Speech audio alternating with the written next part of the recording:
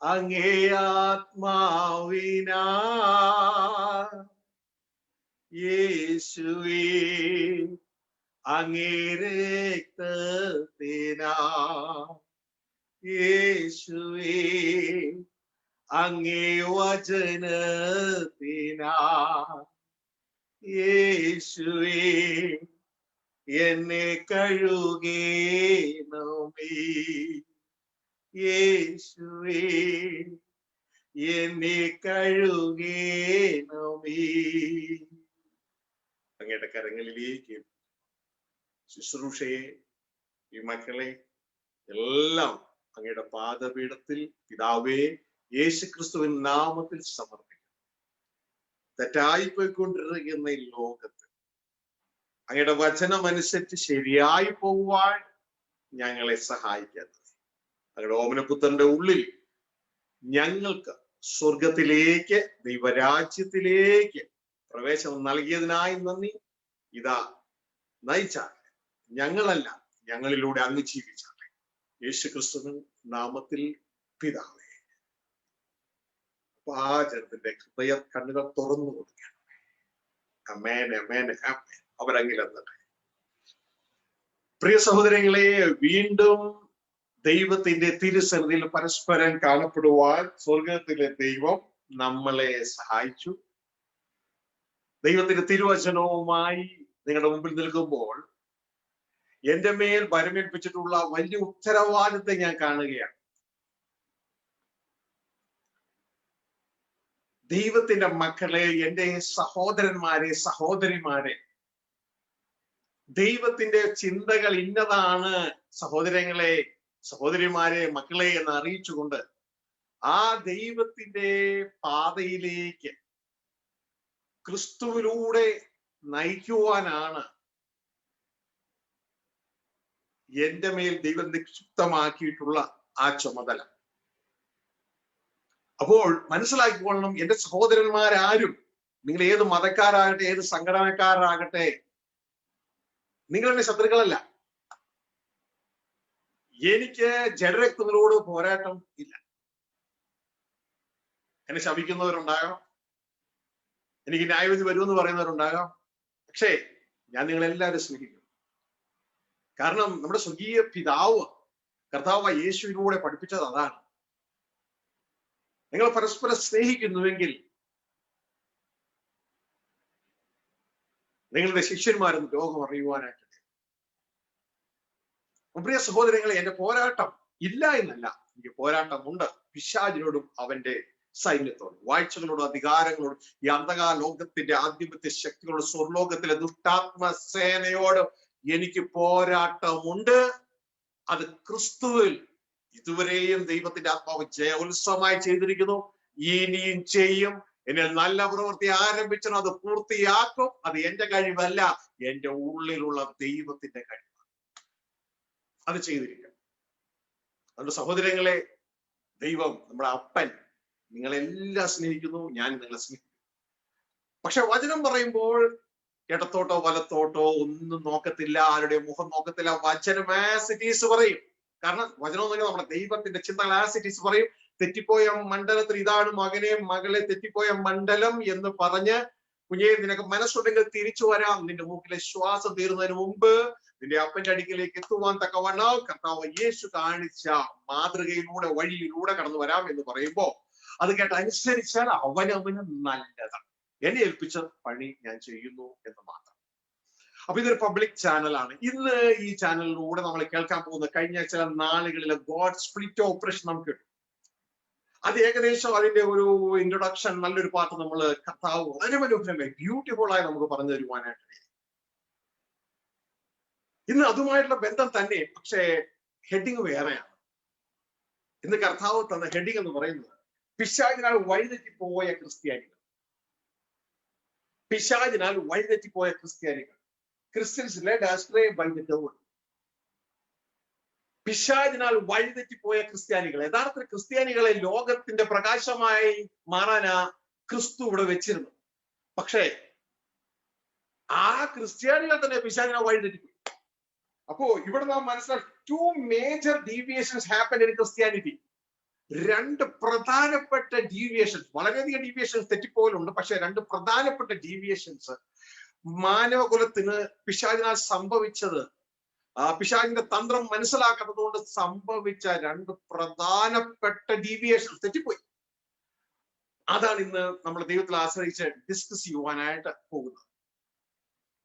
അപ്പൊ ഒരുപക്ഷെ ഡീവിയേഷൻസ് നിങ്ങൾക്ക് പെട്ടെന്ന് പിടുത്തം കിട്ടുന്നത്. കഴിഞ്ഞ ദിവസം സംഭവിച്ചൊരു കാര്യം പറയും. കർത്താവ് നിങ്ങൾക്കറിയാമല്ലോ, നല്ലൊരു പങ്കിനും അറിയാവുന്നതുപോലെ എനിക്ക് പകൽ കൂടാരപ്പണിയും ഇതാ രാത്രി സുവിശേഷ വേലയും. അപ്പൊ രാത്രി 2-2:30 3 മണിയൊക്കെ ആവും കിടക്കുമ്പോൾ. വീണ്ടും രാവിലെ 7-7:30 ആകുമ്പോൾ എഴുന്നേറ്റ് വീണ്ടും കൂടാരപ്പണിക്ക് പോകും.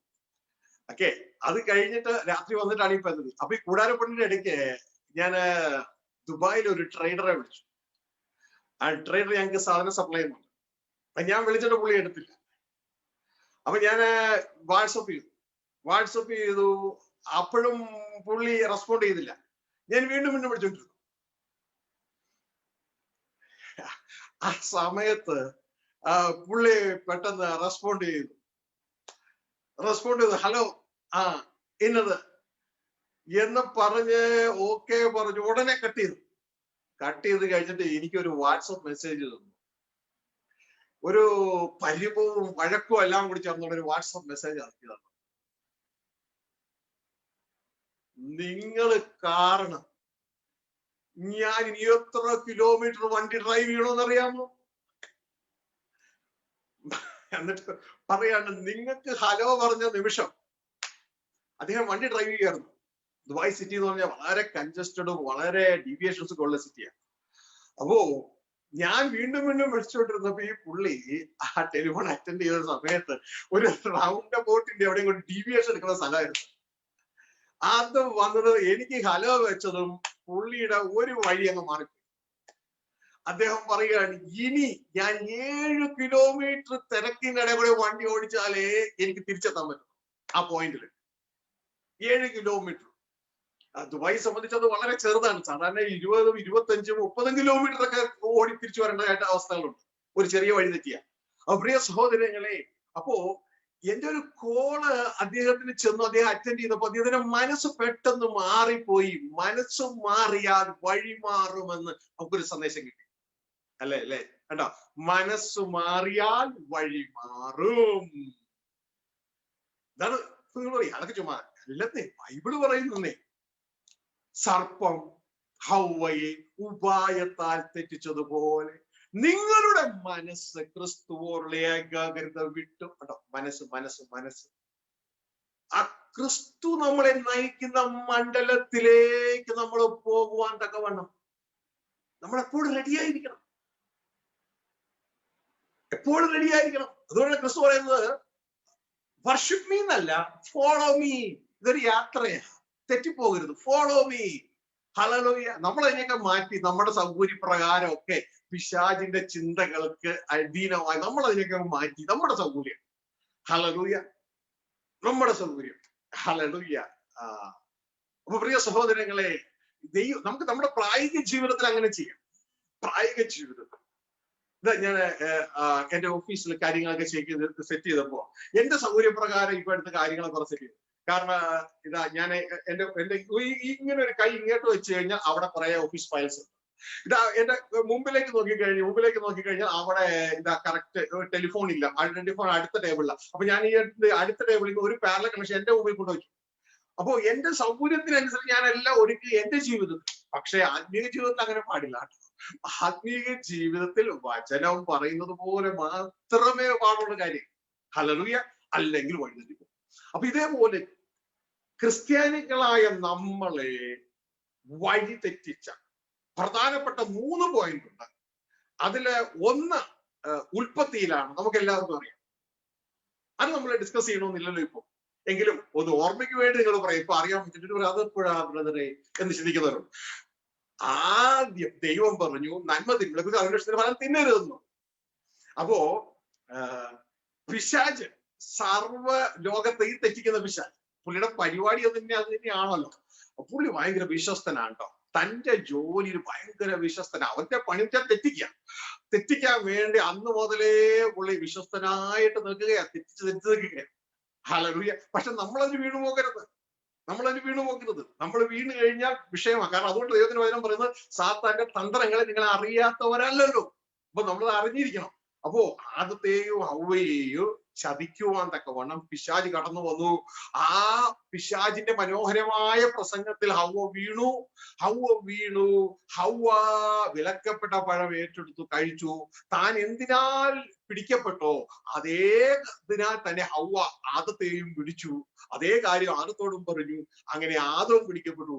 അങ്ങനെ ആദ്യ കുടുംബത്തെ തന്നെ വഴിതെറ്റിച്ചു. ദൈവത്തിന്റെ വചനം നമ്മളോട് റിപ്പീറ്റ് ചെയ്യുന്നത് അങ്ങനെയാണ്. വീണ്ടും പറയാണ്, ഹവ്വയെ ഉപായത്തിൽ ചതിച്ചു, ഇതേപോലെ നിങ്ങളെയും ചതിക്കും. നിങ്ങളുടെ മനസ്സ് മാറിയാൽ മതി, നിങ്ങളുടെ വഴി മാറും. മനസ്സ് മാറിയ വഴി മാറും.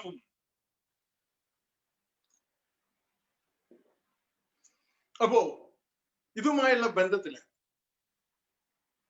ദൈവത്തിന്റെ പദ്ധതികൾക്ക് ഒരു മാറ്റവും ഇല്ലാതെ നിങ്ങൾ എപ്പോഴും അറിഞ്ഞിരിക്കും കേട്ടോ. യഹോവയായി ഞാൻ മാറാത്ത ദൈവം. മലാക്കി 3-ാം അധ്യായം നമുക്ക് കാണുവാനായിട്ട് കഴിയും. ഒരു മാറ്റവും ഇല്ല. ഉൽപ്പത്തി 1:26 ദൈവത്തിന്റെ പ്ലാനും പദ്ധതിക്കും ഒരു മാറ്റവും ഇല്ല. അതെന്താണ്? ദൈവം പറയാണ്, നമുക്ക് നമ്മുടെ സ്വന്തം സാദൃശ്യ സ്വരൂപത്തിൽ മനുഷ്യനെ ഉണ്ടാക്കാം, അവർ ഭൂമിയെ വാഴട്ടെ എന്ന് പറയുന്ന രംഗം നമുക്ക് അവിടെ കാണുവാൻ കഴിയും. പ്രിയ സഹോദരങ്ങളെ, നമുക്ക് പല കാര്യങ്ങളും അറിയത്തില്ല. അറിയാത്ത കാര്യങ്ങൾ അങ്ങ് വിട്ടേക്കണം. ഇനി അറിഞ്ഞ കാര്യങ്ങൾ, ബൈബിളിലൂടെ അറിഞ്ഞ കാര്യങ്ങൾ, അത് നമ്മൾ നിലകൊള്ളുക. പലതും നമുക്ക് അറിയത്തില്ല.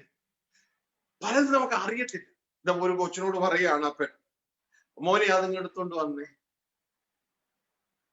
അപ്പൊ അവൻ പറയാണ്, അപ്പൻ അത് എടുത്തോണ്ട് വന്നിട്ട് എന്തിനാ എന്ന് പറഞ്ഞാൽ ഞാൻ എടുത്തോണ്ട് വരാം. അതൊന്നും നമുക്ക് അറിയേണ്ട ആവശ്യമില്ല. അപ്പൻ എടുത്തോണ്ട് വരാൻ പറഞ്ഞാൽ എടുത്തോണ്ട് വന്നാൽ മതി. നമ്മുടെ പണി അത്രേ ഉള്ളൂ. അപ്പൊ എടുത്തോണ്ട് വരുമ്പോ നമ്മളാണ് ഇനി അടുത്ത എന്തെങ്കിലും ചെയ്യണമെന്നാണെങ്കിൽ അപ്പം പറഞ്ഞു തരും. ഈ ഒരു മനോഭാവം ആയിരിക്കണം നമുക്ക്. പിന്നെ നമ്മള് ഈ ഡിറ്റക്റ്റീവ് ടൈപ്പ് പഠിത്തക്കാരായതുകൊണ്ട് അത് നമുക്ക് വലിയ ഗുണമൊന്നുമില്ല. കാരണം എനിക്ക് അതറിയണം, എനിക്ക് ഇതറിയണം, എനിക്ക് അതറിയണം. ദൈവം നമ്മളെ കുറെ അറിയിപ്പിക്കാൻ വേണ്ടി ഇരിക്കുകയല്ല, അറിഞ്ഞതിൽ ജീവിക്കുന്നവരായിരിക്കണം. മനസ്സിലാവുന്നുണ്ടോ? അറിഞ്ഞതിൽ ജീവിക്കുന്നവരായിരിക്കണം. അങ്ങനെ നമ്മൾ അറിഞ്ഞതിൽ ജീവിക്കുമ്പോ ദൈവം എന്ത് ചെയ്തറിയാമോ? വീണ്ടും വീണ്ടും നമ്മളെ അറിയും. കാരണം അത് നമ്മുടെ ആത്മശരീരത്തിൽ പിടിച്ചു. ചില കുഞ്ഞുങ്ങൾ കണ്ടിട്ടില്ലേ, അല്ല എന്തോ ഇങ്ങനെ എല്ലിച്ചിരിക്കണം, ഒന്നും കഴിക്കുന്നില്ലേ? എന്റെ സഹോദര, ഇവൻ കഴിക്കുന്നതിന്റെ കഴിപ്പ് കണ്ടാ മതി. പക്ഷെ ഒറ്റ കാര്യമുള്ളൂ, ശരീരത്തിൽ പിടിക്കുന്നില്ലെന്നേ ഉള്ളൂ. മനസ്സിലായോ? അറിയാം. അപ്പൊ പ്രിയ സഹോദരങ്ങളെ, നമ്മൾ അങ്ങനെ ആകരുത്. നമ്മുടെ ആത്മശരീരത്തിൽ നമ്മൾ കഴിക്കുന്നതെല്ലാം പിടിക്കുവാനായിട്ട് ഇവിടെ എല്ലാം നമ്മുടെ മനസ്സിന്റെ ശുദ്ധത വലിയ കാര്യമാണ്. ശുദ്ധത നമ്മുടെ ലക്ഷ്യം, അന്തർഭാഗത്തിലെ സത്യമല്ലോ നീച്ചിക്കും. പ്രിയ സഹോദരങ്ങളെ, അപ്പൊ തെറ്റിപ്പോയ ആ വഴികളെ നാം ഉൽപ്പത്തിയിലെ നാം മനസ്സിലാക്കി. നമ്മൾ അതിനെക്കുറിച്ചല്ല സംസാരിക്കുന്നത്. അവൻ ഇന്നും ആക്റ്റീവാണ്, പിശാച് നമ്മളെ തെറ്റിക്കാനായിട്ട്. അപ്പോ മറ്റു 2 വഴികൾ, ഒന്ന് നമ്മളെ ദൈവ ഇഷ്ടത്തിൽ നിന്ന് തെറ്റിച്ചു, മറ്റത് നമ്മുടെ വിശ്വാസത്തിൽ നിന്ന് തെറ്റിച്ചു. ഈ 2 കാര്യങ്ങളെ കുറിച്ചാണ് നമ്മൾ മനസ്സിലാക്കാനായിട്ട് പോകുന്നത്. അപ്പോ പിശാചിന്റെ പദ്ധതി എന്താണ്? തെറ്റിക്കുക എന്നുള്ളതാണ്. തെറ്റിക്കാൻ വേണ്ടി പിശാച് എന്ത് ചെയ്യും? അവന്റെ ആളുകളെയും ജഡപ്രകാരം പ്രവർത്തിക്കുന്നവരെയും പിശാച് ഉപയോഗിക്കും. കാരണം പിശാചിന് ഒരു ബോഡി ഇല്ലല്ലോ. അപ്പോ ബോഡിക്ക് വേണ്ടി അവൻ ജഡത്തിൽ പ്രവർത്തിക്കുന്ന ആളുകളെ, അതോടൊപ്പം തന്നെ പിശാചിന്റെ ആളുകൾ, അവന്റെ ആളുകളുണ്ട്. കള എന്ന് പറയുന്ന ഒരു സ്ഥലമുണ്ട്, കള ദുഷ്ടന്റെ പുത്രന്മാർ, അവരെയും പിശാച് ഉപയോഗിക്കും. അപ്പോ നമ്മൾ ഈ തന്ത്രത്തിൽ വീണു പോകരുത്. അപ്പോ ഇന്ന് ഒരു സ്പിരിച്വൽ റൂട്ടാണ് നിങ്ങൾക്ക് പറഞ്ഞു തരാൻ പോകുന്നത്, ഒരു റൂട്ട്. ഹല്ലേലൂയ. അപ്പോ സ്ക്രീനിലൂടെ നിങ്ങൾക്ക് സ്ക്രീൻ ഷെയർ ചെയ്യുമ്പോൾ, ഞാൻ ഇന്ന് വൈകിട്ട് കർത്താവ് ഞാൻ വരപ്പിച്ചതാ. ഇന്ന് രാവിലെ കർത്താവ് എന്നോട് പറഞ്ഞു തന്ന സംഭവമാണിത്. കാരണം ഇന്ന് രാവിലെ ചില ബിസിനസിന്റെ ആവശ്യവുമായിട്ട് ഷാർജ എന്ന പട്ടണത്തിലേക്ക് പോകേണ്ടതായിട്ടുണ്ട്. അപ്പോ ആ രാവിലെ ഞാൻ പോകുമ്പോൾ ഒരു പർട്ടിക്കുലർ റോഡ് എത്തിയപ്പോ കർത്താവ് എന്റെ ഹൃദയത്തിൽ തോന്നിച്ചൊരു ചിന്ത, നിനക്ക് ഈ റോഡ് ഓർമ്മയുണ്ടോ എന്നുള്ള. അപ്പൊ കർത്താവിനെ ഓർപ്പിച്ചത്, ചില വർഷങ്ങൾക്ക് മുമ്പ് ആ റോഡ് പുതിയതായിട്ട് പണിതപ്പോ, ഇപ്പോഴും അതങ്ങനെ തന്നെയാട്ടോ കിടക്കുന്നത്. റാസൽ കൈമ ഷാർജ, ഇപ്പൊ ജോബിക്കൊക്കെ വളരെ നന്നായിട്ട് അറിയാവുന്നവരാ അതൊക്കെ സംഭവം. ഒരു റോഡ് കാണിച്ചെന്ന് പറഞ്ഞു, ഈ റോഡ് ഓർക്കുന്നുണ്ടോ? അപ്പൊ എനിക്ക് ഓർമ്മ വന്നു, പണ്ട് ഞാൻ തെറ്റിപ്പോയി. ഞാൻ റാസൽ കൈമയിൽ നിന്ന് ദുബായിക്ക് പോകാൻ പോയി. ശ്രദ്ധിച്ച്, റാസൽ കൈമയിൽ നിന്ന് ദുബായിക്ക് പോകാൻ പോയി. അപ്പൊ അത് നാഷണൽ ഹൈവേ ആണ്. റാസൽ കൈമ ദുബായിക്ക് പോകാൻ പോയി. അങ്ങനെ റാസൽ കൈമ ഞാൻ പുറപ്പെട്ട ഞാന് ഈ റോഡിലൂടെ എല്ലാം പോയി അവസാനം ഞാൻ എത്തിച്ചേർന്ന സ്ഥലം റാസൽ കൈമ തന്നെ.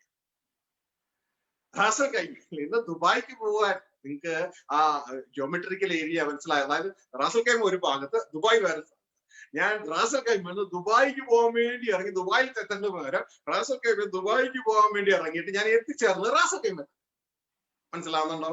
ഹല്ലേലൂയ. ഈ കഥാവ് ഇത് തന്നെയാണ് പിശാച് നിങ്ങളുടെ ജീവിതത്തിലും ചെയ്യുന്നത്. ഇത് തന്നെയാണ് പിശാച് നിങ്ങളുടെ ജീവിതത്തിലും ചെയ്യുന്നത്. അത് 2 ഡീവിയേഷനിലൂടെയാണ് ഇത് ചെയ്യുന്നത്. എനിക്ക് ഞാൻ പെട്ടെന്ന് വാക്കുകൊണ്ട് പറയുമ്പോൾ മനസ്സിലാകത്തില്ല, ചിത്രത്തിലൂടെ കൊണ്ടുവരാം. അപ്പൊ രണ്ട് ഡീവിയേഷൻ എന്ന് പറഞ്ഞാൽ നമ്മളെ തെറ്റിച്ച് കളയുന്ന, നമ്മളെ വഴിമാറ്റി കളയുന്ന. മനസ്സിലായോ? അപ്പോ 2 ഡീവിയേഷൻ അവിടെ എന്റെ ജീവിതത്തിൽ ആ യാത്രയിൽ സംഭവിച്ചു. ഇത് തന്നെയാണ് ക്രിസ്ത്യാനികളുടെ ജീവിതത്തിൽ സംഭവിക്കുന്നത്. അപ്പൊ രാവിലെ കർത്താവ് എനിക്ക് പറഞ്ഞു തന്നു, അത് വണ്ടിയിൽ ഇരുന്നുകൊണ്ടാണ്. അപ്പോ വൈകിട്ട് ഇപ്പൊ അങ്ങ് വരച്ചോളൂ. അപ്പോ ജസ്റ്റ് നിങ്ങൾക്ക് അതൊന്ന് കാണിക്കാം. അപ്പൊ നിങ്ങൾക്ക് കുറച്ചൊരു ഐഡിയ കിട്ടും. ക്രിസ്ത്യാനികളെ പിശാച് തെറ്റിച്ച ആ കാര്യം മനസ്സിലാക്കാൻ ഇത് നമ്മളെ സഹായിക്കും. ഗ്ലോറി. അപ്പോ നമ്മുടെ ഡെസ്റ്റിനേഷനിലേക്ക് എത്തുന്നതിന് നമുക്ക് തടസ്സമായി നിൽക്കുന്നതെല്ലാം പിശാചിന്റെ തന്ത്രങ്ങളാണ്. ഹല്ലേലൂയ. അപ്പോ നമ്മൾ അത് സൂക്ഷിച്ചോളൂ. Oh father we thank U.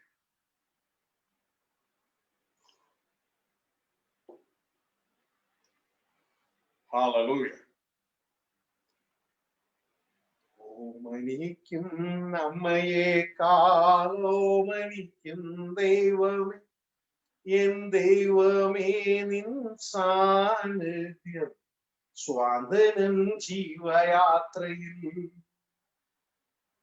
ഓമനിക്കും അമ്മയേക്കാൾ ഓമനിക്കും ദൈവമേ, എൻ ദൈവമേ നിൻ സാന്നിധ്യം സ്വാതനം ജീവയാത്രയിൽ. സ്ക്രീനിൽ കാണാം, പിശാചിനാൽ വഴിതെറ്റിപ്പോയ ക്രിസ്ത്യാനി. ആക്ച്വലി ക്രിസ്ത്യാനികളാണ് ഈ ലോകത്തിന്റെ വെളിച്ചമായി തീരുന്നത്. പക്ഷേ ഇന്ന് ക്രിസ്ത്യാനികളെ കണ്ടാൽ ലോകത്തുള്ളവർ മുഖത്ത് വരണ്ടേ, നല്ലൊരു പങ്കിനെയും കണ്ടു. യഥാർത്ഥത്തിൽ സംഭവിച്ചത് വഴിതെറ്റിപ്പോയതാ. വഴിതെറ്റിപ്പോയിട്ട് ഇവരെ അറിയുന്നില്ല. കാരണം ജെറമ്യാ 4:22 പറയുന്നുള്ളൂ, എന്റെ ജനം ഭോഷന്മാർ, അവർ ബുദ്ധികെട്ട മക്കൾ. അപ്പം മക്കളെ കുറിച്ച് പറയുന്ന അഭിപ്രായമാണ് ബുദ്ധികെട്ട മക്കൾ, ദോഷം ചെയ്യാൻ സമർത്ഥന്മാർ, അവർക്ക് ഒട്ടും ബോധമില്ല, നന്മയാൻ അവർക്ക് അറിഞ്ഞുകൂടാ. അപ്പൊ ഈ ഒരു തലത്തിൽ നിന്ന് മനുഷ്യരെ മാറ്റിയെടുക്കാൻ തക്കവണ്ണം ദൈവത്തിന്റെ പദ്ധതികളിൽ വളരെ ഏറ്റവും പ്രധാനപ്പെട്ട കാതലായിരുന്നു കർത്താവ് യേശു ക്രിസ്തുവിന്റെ കാൽവരി ക്രൂശിലെ മരണം. അതിലൂടെയാണ് ക്രിസ്തുവിൽ അടിസ്ഥാനമിട്ട് നമ്മളെ പിതാവിന്റെ അടുക്കൽ എത്തിക്കുവാൻ തക്കവണ്ണമുള്ള ദൈവത്തിന്റെ പദ്ധതി ദൈവം ആരംഭിച്ചു. ക്രിസ്തുവിൽ അടിസ്ഥാനമിട്ട് ദൈവരാജ്യത്തിൽ എത്തിക്കാം. പിതാവ് എന്ന് പറഞ്ഞാൽ ദൈവരാജ്യമാണ്. അപ്പോ പ്രിയ സഹോദരങ്ങളെ, പിതാവും തന്റെ അധികാര സീമയോട് കൂടിയതാണ് ദൈവരാജ്യം. അപ്പൊ പ്രിയ സഹോദരങ്ങളെ, എന്നാൽ തെറ്റിച്ച് കളയുന്ന പിശാച്, ആ പിശാചിന്റെ തന്ത്രത്തിൽ വീണുപോയ ജനത്തെ കുറിച്ചാണ് എന്ന് പറയുന്നത്. അപ്പോ ആ റൂട്ട് തെറ്റിയത് എങ്ങനെയാണ് എന്ന് നിങ്ങളെ ഒന്ന് മനസ്സിലാക്കാൻ സഹായിക്കുക. അപ്പൊ പിശാചിന്റെ പണി എന്താണ്?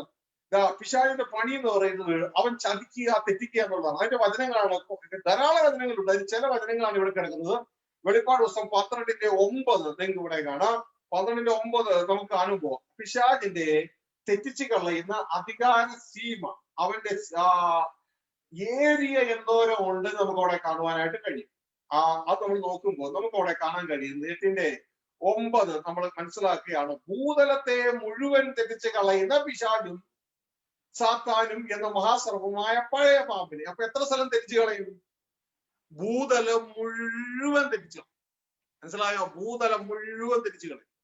നമ്മുടെ നാട്ടില് പോലീസ് സ്റ്റേഷൻ നോക്കി കഴിഞ്ഞാൽ ഓരോ പോലീസ് സ്റ്റേഷൻ അവിടെ ഒരു സബ് ഇൻസ്പെക്ടർ ഉണ്ടാവും. ആ ഇൻസ്പെക്ടറുടെ ഏരിയ ആ ഒരു വില്ലേജ് ആയിരിക്കും. എന്നാല് സർക്കിൾ ഇൻസ്പെക്ടർ ഉണ്ട്. 3-4 വില്ലേജുകൾ അല്ലെന്നുണ്ടെങ്കിൽ ഏരിയാസ് ഒരുമിച്ച് കവർ ചെയ്യുന്ന സർക്കിൾ ഇൻസ്പെക്ടർ. അപ്പൊ അദ്ദേഹത്തിന്റെ ഏരിയക്ക് വ്യത്യാസം വലുതായി കഴിയും. പിന്നെ അങ്ങോട്ട് കൂടി കഴിഞ്ഞാൽ IG DIG ഇങ്ങനെ ഏരിയ കൂടിക്കൊണ്ടേയിരിക്കും.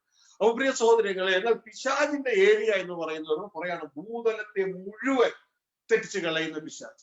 അപ്പോ ഇന്നത്തെ വലിയൊരു വിഷയം എന്ന് പറയുന്നത് ഇവരെ കുറിച്ച് ഇന്ന് ചിന്തിക്കുന്ന ക്രിസ്ത്യാനികൾ വളരെ വിരളമാണ്. ദൈവത്തിന്റെ വചനം പറയുന്ന ഒരു കാര്യമുണ്ട്, നിർമ്മതരായിരിപ്പിൻ, ഉണർന്നിരിപ്പിൻ, നിങ്ങളുടെ പ്രതിയോഗിയാകുന്ന പിശാച് അലർന്ന സിംഹം എന്നതുപോലെ ആരെ വിഴുങ്ങണമെന്ന് ചിന്തിച്ച് ചുറ്റിത്തിരിഞ്ഞുകൊണ്ടിരിക്കുക. അപ്പോ അത് ചെയ്യാതിരിക്കുക, അപ്പോ അവനെ കുറിച്ച് അറിയാതിരിക്കുക, അതിനെക്കുറിച്ച് ചിന്തിക്കാതിരിക്കുക, ഇതൊക്കെ നമ്മളെ തെറ്റിച്ച് കളഞ്ഞൊരു ഭാഗം തന്നെയാണ്. പക്ഷെ അതൊന്നും ഇവിടെ ഇപ്പൊ ഡിസ്കസ് ചെയ്യുന്നില്ല. പക്ഷെ വളരെ പ്രധാനപ്പെട്ട മറ്റു രണ്ടാണ് ഇന്ന് ഇവിടെ ഡിസ്കസ് ചെയ്യാനായിട്ട് പോകുന്നത്.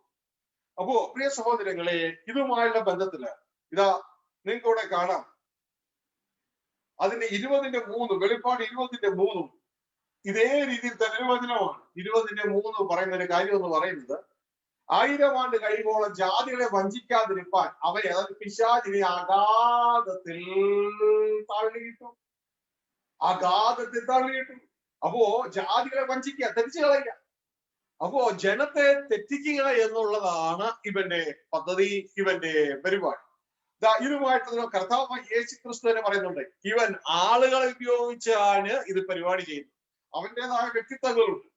മത്തായിയുടെ സുവിശേഷം 24-ാം അധ്യായം, മത്തായിയുടെ സുവിശേഷം 24-ാം അധ്യായം 4-ാം വാക്യത്തിൽ കർത്താവ് ശിഷ്യന്മാരോട് പറയുന്ന ഉത്തരവാണ്. അതിന് യേശു ഉത്തരം പറഞ്ഞു, ആരും നിങ്ങളെ തെറ്റിക്കാതിരിപ്പാൻ സൂക്ഷിച്ചുകൊള്ളു.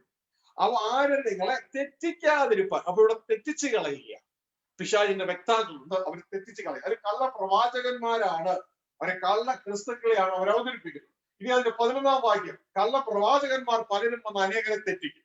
അപ്പോ തെറ്റിച്ച് കളയുക. പിശാച് മനുഷ്യനെ ഡീവിയേറ്റ് ചെയ്ത് കളയും. ഇനി അടുത്തത് അടുത്ത ചോദ്യം, അടുത്തത് അതിന്റെ 24-ാം വാക്യം, കള്ളക്രിസ്തുക്കളും, ഇതൊക്കെ യേശു ക്രിസ്തു പറയുന്ന കേട്ടോ, കള്ളക്രിസ്തുക്കളും കള്ള പ്രവാചകന്മാരും എഴുന്നേറ്റ് കഴിയുമ്പോൾ വ്രതന്മാരെയും തെറ്റിപ്പാൻ, അതെ വീണ്ടും തെറ്റിപ്പാനായി വലിയ അടയാളങ്ങൾ കാണിക്കും. അപ്പോ പിശാചും അവന്റെ ആളുകളെ ചേർന്ന് തെറ്റിച്ച് കളയുക. പ്രിയ സഹോദരങ്ങളെ, ഇതൊക്കെ നമുക്ക് ഈ യാത്രയിൽ വളരെ ശ്രദ്ധിക്കണം. ഇതൊരു സ്പിരിച്വൽ ജേണിയാണ്. കർത്താവ് പറഞ്ഞു, ഫോളോ മീ, എന്നെ അനുഗമിക്കുക. ഇതുകൊണ്ടാണ് വിശുദ്ധ പൗലോസ് പറയുന്നത്, ഞാൻ പിൻപിലുള്ളതിനെ മറന്ന് മുൻപിലുള്ള ലക്ഷ്യമാക്കി ക്രിസ്തുയേശുവിന്റെ ദൈവത്തിന്റെ പരമവിളിയുടെ വിരുദിനായി ലാക്കിലേക്ക് ഓടുകയാണ്.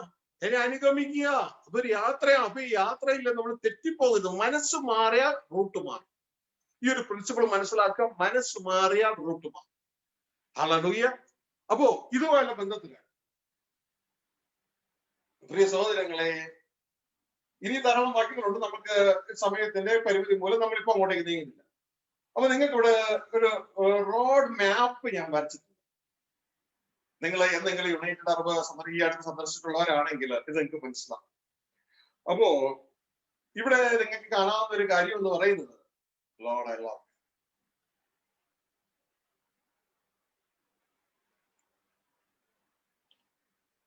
രണ്ട് പോയിന്റ് ഇവിടെ രേഖപ്പെടുത്തിയിട്ടുണ്ട്. ഒന്ന്,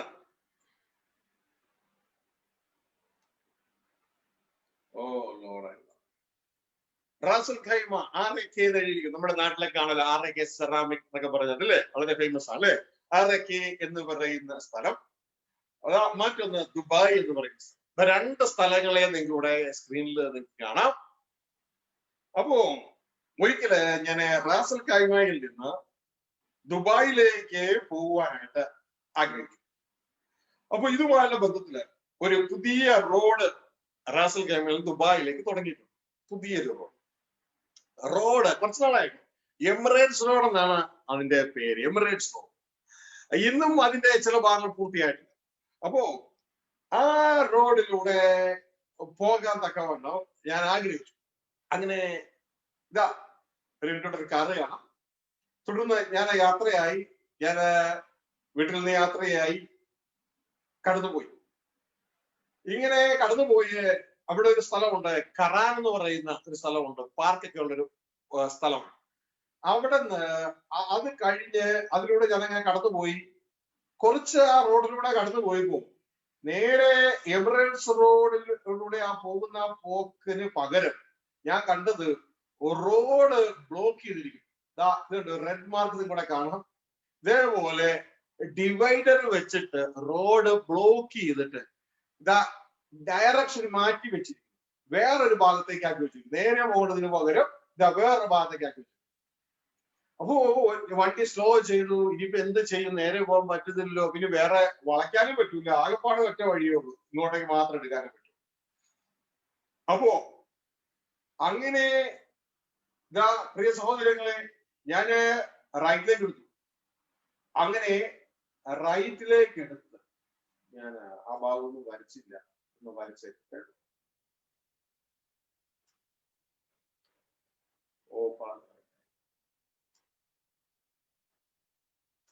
Hallelujah.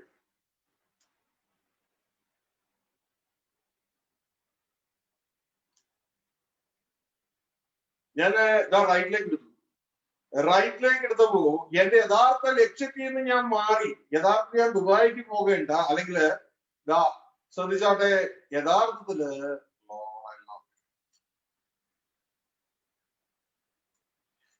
ദുബായിക്ക് പോകേണ്ട ഞാന് ആ ലക്ഷ്യത്തിൽ നിന്ന് മാറി. ഇപ്പോ നേരത്തെ ഞാൻ ഗ്രീൻ സൈഡിലായിരുന്നു.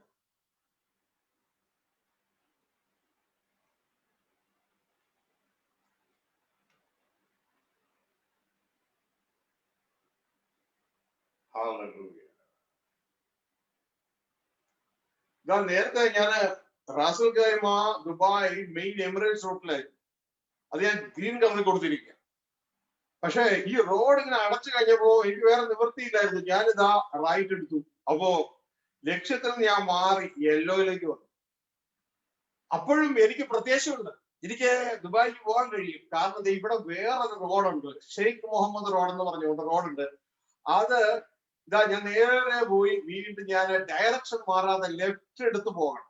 ലെഫ്റ്റ് എടുത്ത് വീണ്ടും പോയാൽ എനിക്ക് ദുബായിക്ക്. പക്ഷേ എനിക്ക് ആ ഒരു റൂട്ട് അറിയത്തില്ല. ആ റൂട്ടൊക്കെ അറിയാതെ ഇതാ ഞാൻ റൈറ്റിലേക്ക് എടുത്തു.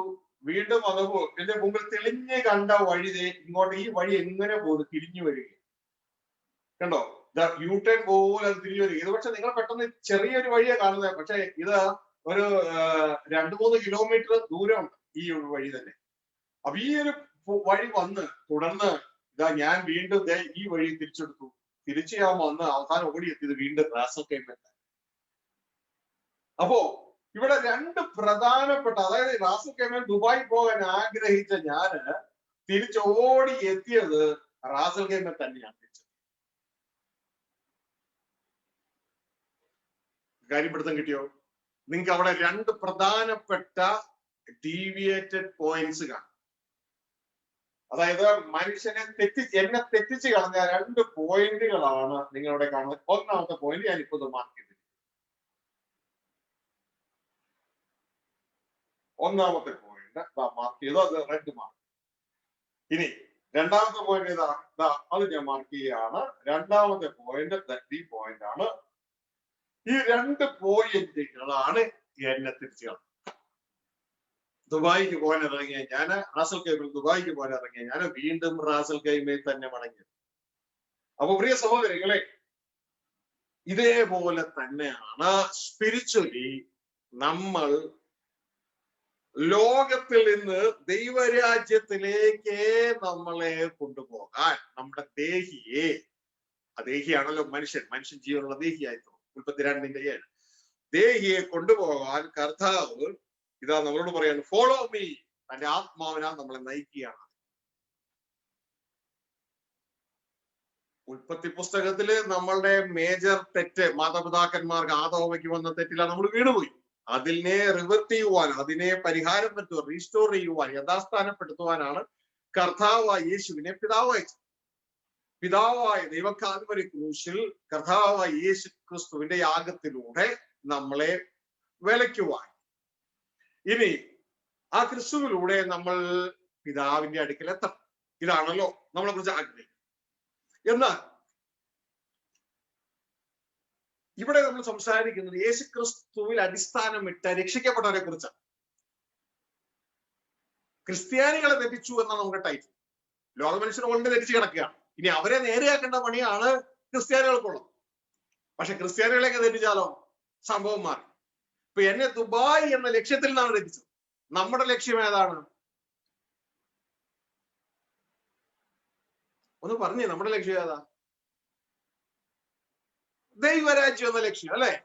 ജയിക്കുന്നവർ ഇത് അവകാശം ആക്കും. മത്തായി 20:34 രാജാവിന്റെ വലത്തുള്ളവരോട്, എന്റെ പിതാവിനാൽ അനുഗ്രഹിക്കപ്പെട്ടവരെ, ലോകസ്ഥാപനം മുതൽ നിങ്ങൾക്കായി ഒരുക്കിയിരിക്കുന്ന കിങ്ഡം ഓഫ് ഗാഡ്, ദൈവരാജ്യം അവകാശമാക്കിക്കൊള്ളുവിൻ. അപ്പൊ നമ്മുടെ ലക്ഷ്യം എന്ന് പറയുന്നത് ദൈവരാജ്യം. ഹല്ലേലൂയ. അപ്പൊ ഇളകാത്ത രാജ്യമാണ് നമ്മുടെ ലക്ഷ്യം. അപ്പോ എന്റെ ആ യാത്രയുടെ ലക്ഷ്യം ദുബായ് ആയിരുന്നു. അത് ടെമ്പററി ജേണി. നമ്മുടെ യാത്രയുടെ ലക്ഷ്യം എന്ന് പറയുന്നത് ദൈവരാജ്യമാണ്. അപ്പോ അങ്ങോട്ടേക്ക് നാം എത്തണമെങ്കിൽ നാം ജയിക്കണം. എന്തിൽ ജയിക്കണം? ദൈവപുത്രന്മാരായി ജയം പ്രാപിക്കും. വെളിപ്പാട് 21:7 ജയിക്കുന്നവൻ ഇത് അവകാശമാണ്. എന്ത്? ഞാൻ അവന് ദൈവം, അവൻ എനിക്ക് മകനുമായി. അവരാണ് കിങ്ഡം അവകാശമാണ്. എവിടെ പറയുന്നു? ബൈബിള് പറയുന്നു. പക്ഷെ ഇന്ന് ഇതൊന്നും പ്രസംഗിച്ച് കേൾക്കാനില്ല. കാരണം തെറ്റിപ്പോയത് കൊണ്ടാണ്. തെറ്റിപ്പോയി. കാരണം ദുബായിയുടെ ബോർഡിനെ കുറിച്ചൊന്നും ഇനി ചിന്തിക്കേണ്ട. കാരണം രാജസുഖം ഞാൻ തിരിച്ചെത്തിയില്ല. ഇതുപോലെ തെറ്റിപ്പോയി. അപ്പൊ പ്രിയ സഹോദരങ്ങളെ, ഇവിടെ നമുക്ക് അതുമായുള്ള ബന്ധത്തില് നിങ്ങൾക്ക് സ്ക്രീനില് ഇപ്പൊ നിങ്ങളെ കാണുന്ന ഭാഗം എന്ന് പറയുന്നത് ഇതാ, നമുക്ക് എമിറേറ്റ്സ് റോഡും ആ ഭാഗമൊക്കെ നമ്മുടെ പദ്ധതിയിലേക്ക് വെക്കാം. നമുക്ക് ലോകത്തിൽ നിന്ന് ദൈവരാജ്യത്തിലേക്കാണ് നമ്മുടെ യാത്ര. അത് കർത്താവ് യേശു ക്രിസ്തു വന്ന് ക്ലിയർ ആക്കി. കാൽവരി ക്രൂശിലെ യാഗത്തിലൂടെ കാര്യങ്ങളെ ക്ലിയർ ആക്കി തന്റെ ദേഹം എന്ന തിരശ്ശീലയിലൂടെ ജീവനുള്ള പുതിയ വഴിയെ തുറന്നു. ഇതാണ് നമ്മള് എബ്രായ ലേഖനം 10:19 നമ്മൾ മനസ്സിലാക്കുന്നത്. അവിടെ എഴുതിയിരിക്കുകയാണ്, അതുകൊണ്ട് സഹോദരന്മാരെ, യേശു തന്റെ ദേഹം എന്ന തിരശ്ശീലയിൽ കൂടെ നമുക്ക് പ്രതിഷ്ഠിച്ച ജീവനുള്ള പുതുവഴിയായി. അപ്പോ ജീവനുള്ള പുതുവഴിയായി, ജീവനുള്ള പുതിയ വഴി. അപ്പോ കാൽവരി ക്രൂശിലെ യാഗത്തിലൂടെ ഒരു ജീവനുള്ള പുതിയ വഴിയെ യേശു ക്രിസ്തു തുറന്നു. അതാണ് പുതിയ സൃഷ്ടിയുടെ വഴി. ഗ്ലോറി. അപ്പോ ജീവനുള്ള പുതിയ വഴിക്കും ആ പുതിയ വഴിയിലൂടെയാണ് കർത്താവ് പറയുന്നത് ഫോളോ മീ എന്ന് പറയുന്നത്. നമ്മൾ പറഞ്ഞില്ലേ, സുവിശേഷങ്ങളിൽ മാത്രം 22 പ്രാവശ്യം പറഞ്ഞിട്ടുണ്ട് ഫോളോ മീ എന്ന്. ഹല്ലേലൂയ. പക്ഷെ വളരെ റയറായിട്ട് ക്രിസ്തീയ ജീവിതത്തിൽ കേൾക്കുന്ന കാര്യമാണ്. പകരം യേശുവിനെ ആരാധിക്കൂ എന്നുള്ളതാണ് നമ്മൾ കേട്ടുകൊണ്ടിരിക്കുന്നത്. ഇതൊക്കെ തെറ്റിപ്പോയതിന്റെ റിസൾട്ടാണ്. അപ്പൊ പ്രിയ സഹോദരങ്ങളെ, വഴി തെറ്റിപ്പോയതിന്റെ റിസൾട്ട്. അപ്പൊ യേശു ക്രിസ്തു കാൽവരി ക്രൂശിൽ ആ ജീവനുള്ള പുതു വഴി തുറന്ന് നമ്മളോട് ഫോളോ ചെയ്യുന്നു. നമ്മള് യേശുവിനെ അനുഗമിക്കാൻ തുടങ്ങി. അതായത് ആദ്യ തലമുറയുടെ കാര്യമോ പറഞ്ഞു, ശിഷ്യന്മാരും കൂട്ടരും യേശുവിനെ അനുഗമിക്കാൻ തുടങ്ങി. യേശുവിനെ അനുഗമിക്കാനായിട്ട് തുടങ്ങി. പക്ഷേ ഇത് രണ്ട് ആത്മരാജ്യങ്ങൾ തമ്മിൽ യുദ്ധമാണ്. പിശാചിന്റെ ആളുകൾ ഇവിടെ ഉണ്ട്. പിശാച് അവരുടെ പുറകിൽ ആക്റ്റീവായിട്ട് നിൽക്കുകയാണ്. ഇവിടെയാണ് പൗലോസിനോട് ഒരു പ്രവചനം പ്രവചിക്കാനായിട്ട് ഇടയായി. കാരണം പൗലോസ് പറയാണ്, ഇതാ ഞാൻ പോയ ഉടനെ തന്നെ, കാരണം ഞാൻ നിങ്ങളുടെ ഇടയിൽ ദൈവരാജ്യം പ്രസംഗിച്ചു, പക്ഷെ ഞാൻ പോയ ഉടനെ വിപരീത ഉപദേശം പ്രസ്താവിക്കുന്നവർ നിങ്ങളുടെ ഇടയിൽ വരും. ഞാൻ നിങ്ങളുടെ ഇടയിൽ പ്രസംഗിച്ച ദൈവരാജ്യം, പക്ഷെ വിപരീത ഉപദേശം പ്രസംഗിക്കുന്നവർ നിങ്ങളുടെ ഇടയിൽ വരും. അവരെന്ത് ചെയ്യും? ശിഷ്യന്മാരെ ഇനി കർത്താവിന്റെ പിന്നാലെ അല്ല, പകരം തങ്ങളുടെ പിന്നാലെ വലിച്ചെറിയും. തങ്ങളുടെ പിന്നാലെ, വ്യക്തികളുടെ പിന്നാലെ വലിച്ചടയ്ക്കാൻ തുടങ്ങും. നമുക്ക് പ്രിയ സഹോദരങ്ങളെ, ആ ഒരു പോയിന്റ് ആണ് നമ്മൾ ഇവിടെ കാണുന്നത്. തെറ്റിപ്പോകുന്ന ഒരു പോയിന്റ്. കാരണം ഇവിടെ ബ്ലോക്ക് ചെയ്തിട്ടിരിക്കുന്ന ഈ റോഡ് ബ്ലോക്ക് ചെയ്യുകയാണ്. സന്ദേശം കൊണ്ട് റോഡ് ബ്ലോക്ക് ചെയ്യാണ്. ഉൽപ്പത്തിയിൽ സന്ദേശം കൊണ്ടാണല്ലോ ആദ്യത്തെ ഹവ്വയെയും ബ്ലോക്ക് ചെയ്തത്, അവരെ പുറത്താക്കിയത്. അപ്പോ അപ്പസ്തല പ്രവൃത്തികൾ നമുക്കിത് കാണാൻ പറ്റും. അപ്പസ്തല പ്രവൃത്തി 20-ാം അധ്യായം. അത് നിങ്ങൾ നന്നായിട്ട് പഠിക്കുക. 20-ാം അധ്യായം ധാരാളം കാര്യങ്ങൾ അവിടെയുണ്ട്. അപ്പോ ധാരാളം കാര്യങ്ങൾ മനസ്സിലാക്കാറുണ്ട്. അവിടെ 20-21 പറയാണ്, ദൈവത്തിങ്കിലേക്കുള്ള മാനസാന്തരം നമ്മുടെ കർത്താവ് യേശു ക്രിസ്തുവിന്റെ വിശ്വാസവും യഹൂദന്മാർക്ക് യവനന്മാർക്ക് സാക്ഷീകരിച്ചു എന്ന് നിങ്ങൾ അറിയുന്നുവല്ലോ. അപ്പോ സുവിശേഷത്തിന്റെ 2 പാർട്ടുകൾ പറഞ്ഞു. ഒന്ന്, ആദ്യത്തേത് ദൈവത്തിങ്കിലേക്കുള്ള മാനസാന്തരം. അതായത് നമ്മളുടെ ഡെസ്റ്റിനി നമ്മൾ ദൈവത്തിൽ എത്തിച്ചേരണം, ദൈവത്തിലേക്ക് തിരിയണം. പക്ഷെ അതിന് വഴി എന്ന് പറയുന്നത് ക്രിസ്തുവിലൂടെ മാത്രമേ ഉള്ളൂ. അതുകൊണ്ട് ക്രിസ്തുവിലുള്ള വിശ്വാസത്തിലൂടെ നമുക്ക് എത്താൻ കഴിയുള്ളൂ. അപ്പൊ ഈ 2 പാർട്ടുണ്ട്. പക്ഷെ ഇന്നത്തെ സമൂഹം, ക്രിസ്തീയ സമൂഹത്തിൽ ആദ്യത്തെ പാർട്ട് കാണാനില്ല. ദൈവത്തിങ്കിലേക്കുള്ള മാനസാന്തരമില്ല, ക്രിസ്തുവിലുള്ള വിശ്വാസം മാത്രമേ കാണുന്നുള്ളൂ. എന്നിട്ട് ക്രിസ്തുവിനെ ആരാധിച്ച് അവസാനിക്കുകയാണ്. വീണുപോയതിന്റെ, പിശാചിനെ കീഴ്പ്പെടുത്തിയതിന്റെ സൈനാണ് കാണുന്നത്. ഇനി അദ്ദേഹം പറയുകയാണ്, അതിന് 25-ാം വാക്യം, എന്നാൽ നിങ്ങളുടെ ഇടയിൽ ദൈവരാജ്യം പ്രസംഗിച്ചുകൊണ്ട് നടന്നവനായി എന്റെ മുഖം നിങ്ങൾ ആ രീതി കാണുകയില്ലെന്ന് ഞാൻ അറിയും. അപ്പൊ നിങ്ങളുടെ ഇടയിൽ താരെന്താ പ്രസംഗിച്ചേ? ദൈവരാജ്യം. അപ്പൊ തന്നെ പറയുന്നത് യേശു ക്രിസ്തുവിലുള്ള വിശ്വാസം. തൊട്ട് മുകളിലത്തെ വചനം ഉണ്ടല്ലോ, അപ്പൊ ദൈവരാജ്യം പ്രസംഗിച്ചാൽ യേശു ക്രിസ്തുവിൽ വിശ്വാസം വരും. പക്ഷെ യേശു ക്രിസ്തുവിൽ വിശ്വാസം പ്രസംഗിച്ചാൽ ദൈവരാജ്യം വരണമെന്ന് നിർബന്ധമില്ല. ഇത് തമ്മിൽ വ്യത്യാസമുള്ളതാണ്. ദൈവരാജ്യം പ്രസംഗിച്ചാൽ യേശു ക്രിസ്തു വന്നിരിക്കും.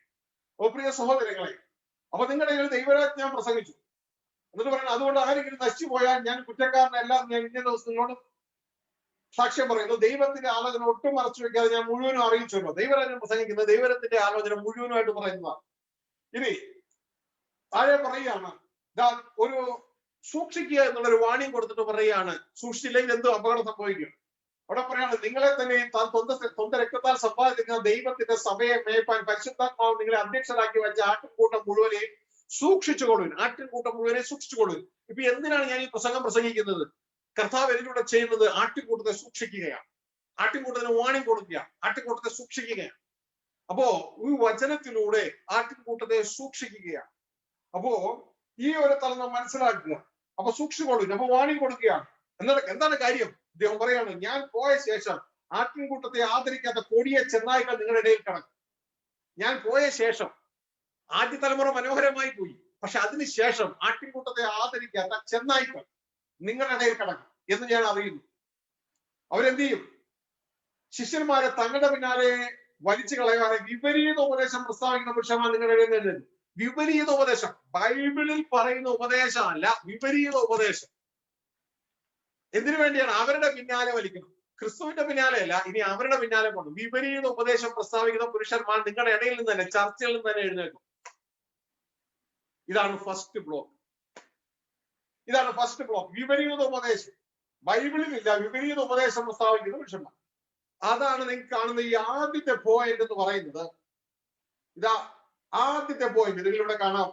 ഈ ഒരു പോയിന്റിൽ സംഭവിക്കുന്ന കാര്യം വിപരീത ഉപദേശം പ്രസ്താവിക്കുകയാണ്. ആ വിപരീത ഉപദേശം എന്തെന്നറിയാമോ? നമ്മളെ ദൈവ ഇഷ്ടത്തിൽ നിന്ന് വ്യതിചലിപ്പിക്കും. ദൈവ ഇഷ്ടത്തിൽ നിന്ന് നമ്മളെ തിരിച്ചു കളയും. ദൈവ ഇഷ്ടം എന്താണ്? ഇതാ ദൈവ ഇഷ്ടം എന്ന് പറയുന്നത് ഉൽപ്പത്തി 1:26. ഉൽപ്പത്തി 1:26 ആ ദൈവ ഇഷ്ടം എന്ന് പറയുന്നത് ദൈവം മനുഷ്യരിലൂടെ ഭൂമിയെ വാഴണം. അങ്ങനെയുള്ളവരാണ് ദൈവപുത്രർ. അങ്ങനെ ദൈവപുത്രന്മാരെ നമുക്ക് വെളിപ്പെട്ട് കഴിഞ്ഞാൽ മാത്രമേ നമുക്ക് ആ ദൈവ ഇഷ്ടത്തിലേക്ക് എത്തിച്ചേരാൻ കഴിയുള്ളൂ. അതിനുവേണ്ടിയാണ് നമ്മുടെ ഉള്ളിൽ വിശുദ്ധീകരണം നടക്കേണ്ടത്. ദൈവത്തിന് ഇഷ്ടമോ നമ്മുടെ ശുദ്ധീകരണം തന്നെ. അപ്പോ ദൈവ ഇഷ്ടം എന്തിനു വേണ്ടിയാണ്? ഇതാ ദൈവപുത്രന്മാരെ കാണുവാൻ വേണ്ടിയാണ്. ദൈവപുത്രന്മാരെ കാണും. ഇതുകൊണ്ട് ഏശയ്യാ 53:10 നമ്മൾ നേരത്തെ പഠിച്ചല്ലോ. എന്താണ് ദൈവത്തിന്റെ ഇഷ്ടം? അവിടെ എഴുതിയിരിക്കുന്നു, യേശു ക്രിസ്തുവിനെ കാൽവരി ക്രൂശിൽ തകർത്ത് കളയുവാൻ യഹോവയ്ക്ക് ഇഷ്ടം തോന്നി, പ്രസാദം തോന്നി. എന്തിനാണ്? അവന്റെ പ്രാണൻ ഒരു അകൃത്യയാഗമായി തീർന്നിട്ട് യഹോവ സന്തതിയെ കാണുവാൻ വേണ്ടിയാണ്. അങ്ങനെ ദൈവത്തിന് യഹോവയുടെ ഇഷ്ടം യേശുവിന്റെ കൈയാൽ സാധിക്കും. അപ്പൊ ദൈവത്തിന്റെ ഇഷ്ടം എന്ന് പറയുന്നത് ദൈവപുത്രന്മാരെ കാണുക എന്നുള്ളതാണ്. അതിൽ നിന്ന് ഡീവിയേറ്റ് ചെയ്യുക, അതിൽ നിന്ന് വ്യതിചലിപ്പിച്ചുക. അപ്പോ യോഹന്നാൻ 1:12 പറയുന്നു, യേശുവിനെ കൈക്കൊണ്ട് നാം വിശ്വസിക്കുന്ന ഏവർക്കും ദൈവപുത്രന്മാരാകാനുള്ള അധികാരം കൊടുത്തു. അധികാരമേ കൊടുത്തുള്ളൂ. ആ അധികാരം നമ്മൾ ഉപയോഗിക്കണം. അപ്പൊ പ്രിയ സഹോദരങ്ങളെ, ആ ദൈവ ഇഷ്ടത്തിൽ നമ്മളെ വ്യതിചലിപ്പിച്ചുകൾ. വ്യതിചലിപ്പിച്ചത് എങ്ങനെയാണെന്നറിയാമോ? വിപരീത ഉപദേശം, ബൈബിളിൽ ഇല്ലാത്തൊരു ഉപദേശം, അത് അങ്ങ് പ്രഖ്യാപിക്കും. എന്താണ് ബൈബിളിൽ ഇല്ലാത്തൊരു ഉപദേശം? ഇതാ അന്ന് ശിഷ്യന്മാര് പ്രസംഗിച്ച് നടന്നത് ദൈവരാജ്യമാണ്. അപ്പോൾ തന്നെ അന്ന് യഹൂദന്മാര് യേശുവാണ് മിശിഹ എന്ന് വിശ്വസിക്കുന്നില്ലായിരുന്നു. അവര് യേശുവാണ് മിശിഹ, അല്ലെങ്കിൽ യേശുവാണ് ക്രിസ്തു, യേശുവാണ് ദൈവപുത്രൻ എന്ന് അവര് പ്രസംഗിച്ചും ഉറപ്പിച്ചും പോകുന്നു. ദൈവരാജ്യം പ്രസംഗിക്കുന്നതോടൊപ്പം തന്നെ ശ്രദ്ധിച്ചു കേൾക്കാം.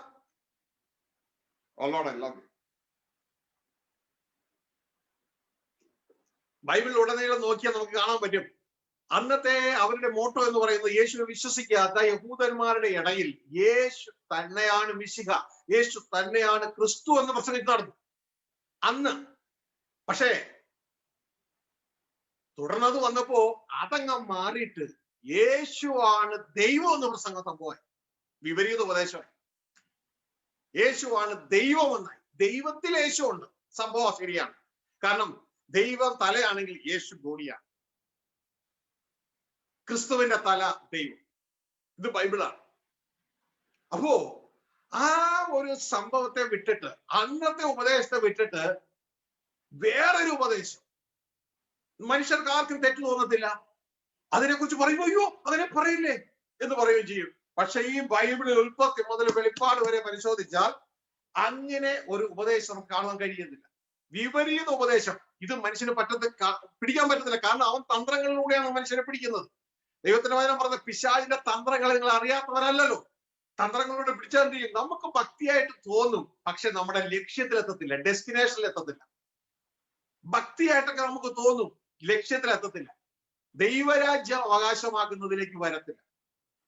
കർത്താവെ കർത്താവ് എന്നുള്ള വിളിയൊക്കെ ഉണ്ടാകും, പക്ഷെ കർത്താവ് പറയും എന്നെ കർത്താവെ കർത്താവ് എന്ന് വിളിച്ചവരൊന്നും അല്ല, എന്റെ പിതാവിന്റെ ഇഷ്ടം ചെയ്തവരാ സ്വർഗരാജ്യത്തിൽ കയറും. അപ്പൊ പ്രിയ സഹോദരങ്ങളെ, ലക്ഷ്യത്തിലേക്ക് എത്തത്തില്ല. അത് പിശാചിന്റെ ഒരു ചതിയുടെ ഒരു വഴിയാണ്. ഇതുകൊണ്ട് കർത്താവിന് പറഞ്ഞത് അനേക പ്രാവശ്യം പറഞ്ഞിട്ടുണ്ട്, ആരും ഏത് വിധേന നിങ്ങളെ ചതിക്കരുത്. അപ്പൊ പ്രിയ സഹോദരങ്ങളെ, ഇവിടെ നമുക്ക് നോക്കാം. ഒന്നാമത്തെ തെറ്റിപ്പോയ പോയിന്റ് എന്ന് പറയുന്നത് മനുഷ്യന്റെ പിന്നാലെ വലിച്ചഴക്കാൻ. അതാണ് പിശാചിന്റെ തന്ത്രമാണ്, മനുഷ്യനെ സ്വയത്തിലേക്ക് കൊണ്ടുവരിക. ഇതാ മനുഷ്യന്റെ പിന്നാലെ വലിച്ചഴക്കാൻ, വിപരീത ഉപദേശങ്ങൾ പ്രഖ്യാപിക്കാം. അപ്പോ ഈ ജനത്തെ തെറ്റിക്കണമെങ്കിൽ ഇവര് ചിന്തിക്കുന്ന എന്തെങ്കിലും ഇട്ടു കൊടുക്കണമല്ലോ. അപ്പോ ആ രീതിയിലെ സന്ദേശങ്ങൾ കയറി വന്നു. അതിലെ പ്രധാനപ്പെട്ട ഒരു സന്ദേശമാണ് യേശു ക്രിസ്തു എന്നല്ല, നമ്മൾ യേശുവിനെ കർത്താവായി അംഗീകരിക്കണം. നമ്മുടെ ദൈവത്തിന്റെ വചനം നമ്മളോട് ആവശ്യപ്പെടുന്നു, നമ്മൾ യേശു എന്റെ കർത്താവാണ്, എന്നെ സംബന്ധിച്ച് യേശു എന്റെ ഗുരുനാഥനാണ്, എന്റെ നായകനാണ്, എന്റെ രക്ഷകനാണ്. പക്ഷെ എനിക്ക് യേശുവിന്റെ മുകളിൽ ഒരേ ഒരാളെ ഉള്ളൂ, പിതാവായ ദൈവം. എന്നാൽ ഇതാ ആ യേശുവിനെ തന്നെ ആ പിതാവായ ദൈവമാക്കി മാറ്റത്തക്ക രീതിയിലെ ഒരു സന്ദേശം കയറി വന്നപ്പോ ഈ ആത്മമണ്ഡലത്തിലെ ചിന്തകൾ അറിയാത്ത ജനം അതിൽ വീണുപോയി. വിപരീത ഉപദേശം പ്രസ്താവിക്കുന്ന വ്യക്തിത്വങ്ങൾ കയറി വന്നു. അപ്പൊ അത് പൗലോസ് അപ്പോസ്തലൻ പ്രവചിച്ചതാണ് എന്ന് നമ്മൾ ഓർക്കണം. അന്നത്തെ ആളുകൾ, അന്ന് ദൈവത്തിന്റെ ദാസന്മാർ യേശുവിനെ ദൈവമായി പ്രസംഗിച്ച് നടന്നില്ല. യേശുവിനെ മിശിഹയായി, ദൈവപുത്രനായാണ് അവർ പ്രസംഗിച്ചത്. നമുക്ക് ബൈബിളാണല്ലോ ആധാരം, അല്ലേ? ബൈബിളല്ലേ ആധാരം. അപ്പോ അനാവശ്യമായ പദ്ധതിയിലേക്ക് പോയി ദൈവവചനത്തോട് കൂട്ടണമോ? ദൈവം അനുവദിക്കുന്നെങ്കിൽ നാളത്തെ സന്ദേശത്തില് അതിന്റെ അപകടം ഞാൻ പറഞ്ഞു വചനത്തിൽ പറയുന്നു. അപ്പൊ അനാവശ്യമായി ദൈവവചനത്തോട് കൂട്ടാൻ പോകരുത്, അത് വമ്പൻ അപകടം. ഗ്ലോറി.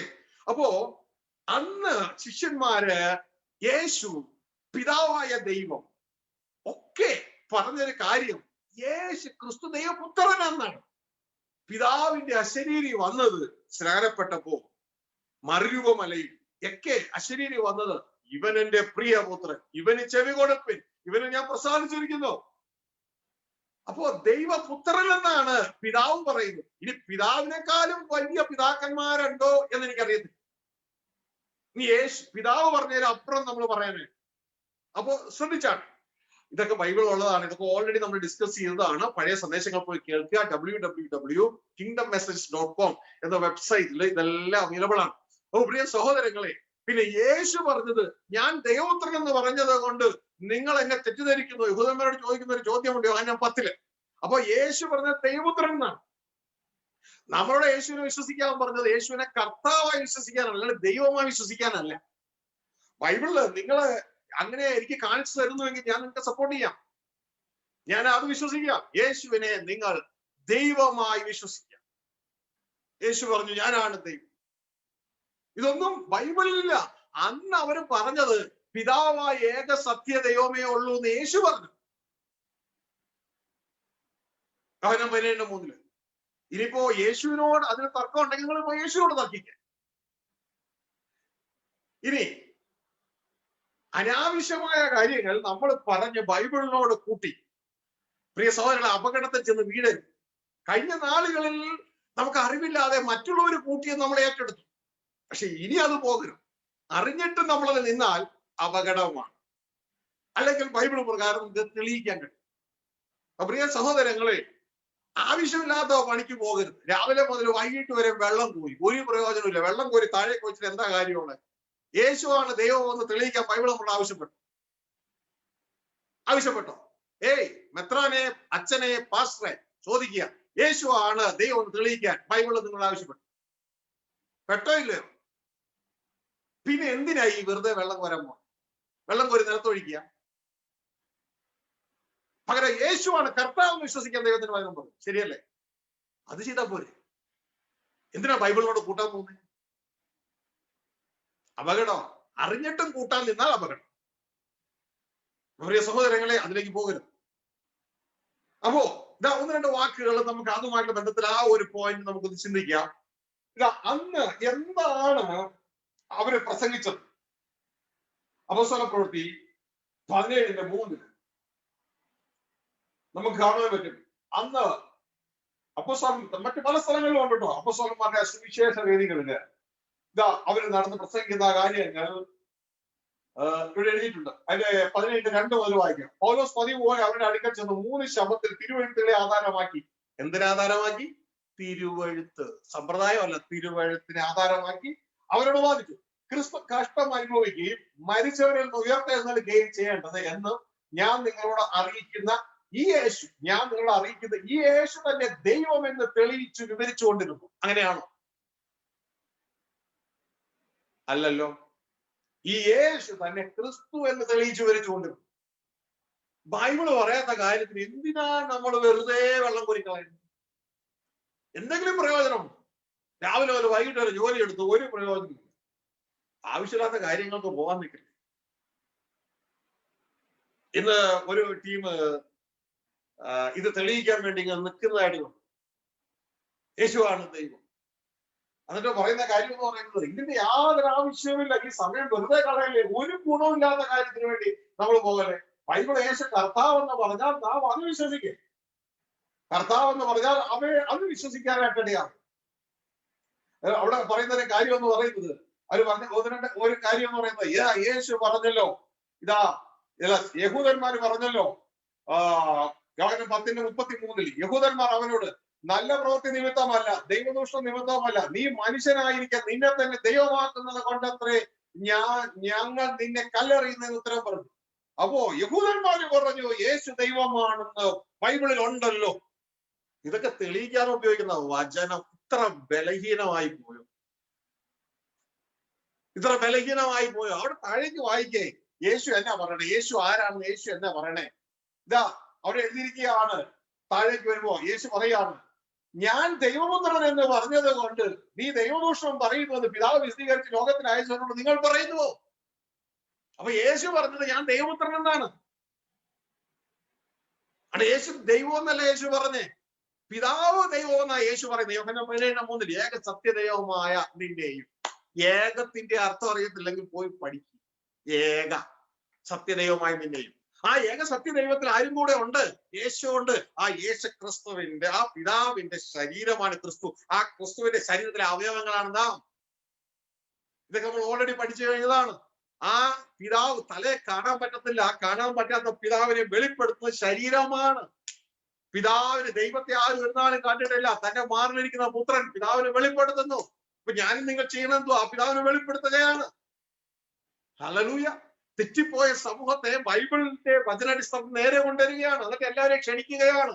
ഈ വചനപ്രകാരം എവിടെയെങ്കിലും തെറ്റ് പറയുന്നെങ്കിൽ ഇതാ എന്നെ കറക്റ്റ് ചെയ്യുക. നിങ്ങള് വെറുതെ അല്ല, വചനം പറയണം. അപ്പൊ യേശു അവിടെ വ്യക്തതയോടെ പറയുന്നത് ഞാൻ ആരാണ്? ദൈവപുത്രനാണ്. ഞാനും പിതാവും വേറെ വേറെയാണ്, പക്ഷേ ഞങ്ങൾ ഒന്നാണ്. ഞങ്ങൾ ഒന്നാണ്. അപ്പോ പ്രിയ സഹോദരങ്ങളെ, ആ വാക്യങ്ങൾ നമ്മളെപ്പോഴും ശ്രദ്ധിച്ചു കൊള്ളണം, മനസ്സിലാക്കി കൊള്ളണം. ഇതാ യേശു ക്രിസ്തു അദ്ദേഹം ഉദ്യോഗിച്ച യേശു പറയുന്നത് ഞാനും പിതാവ് ഒന്നാകുന്നു. അതെ, ഭാര്യയും ഭർത്താവും ഇതുപോലെ തന്നെ അവരും ഒന്നാകുന്നു. ഇനി അവർ രണ്ടല്ല, അവരും ഒന്നാകുന്നു. എന്ന വാക്കാണത്, യുണൈറ്റഡ് വൺ. ഹല്ലേലൂയ. ഇതാ അതിന്റെ യോഹന്നാൻ 10:28 പറയുമ്പോ ഞാൻ അവർക്ക് നിത്യജീവൻ കൊടുക്കുന്നു, അവ ഒരു നാൾ നശിച്ചു പോകയില്ല, ആരും അവയെ എന്റെ കയ്യിൽ പിടിച്ചു പറിക്കില്ല. കാരണം അവയെ തന്നിരിക്കുന്ന എന്റെ പിതാവ് എല്ലാവരും വലിയവനാണ്.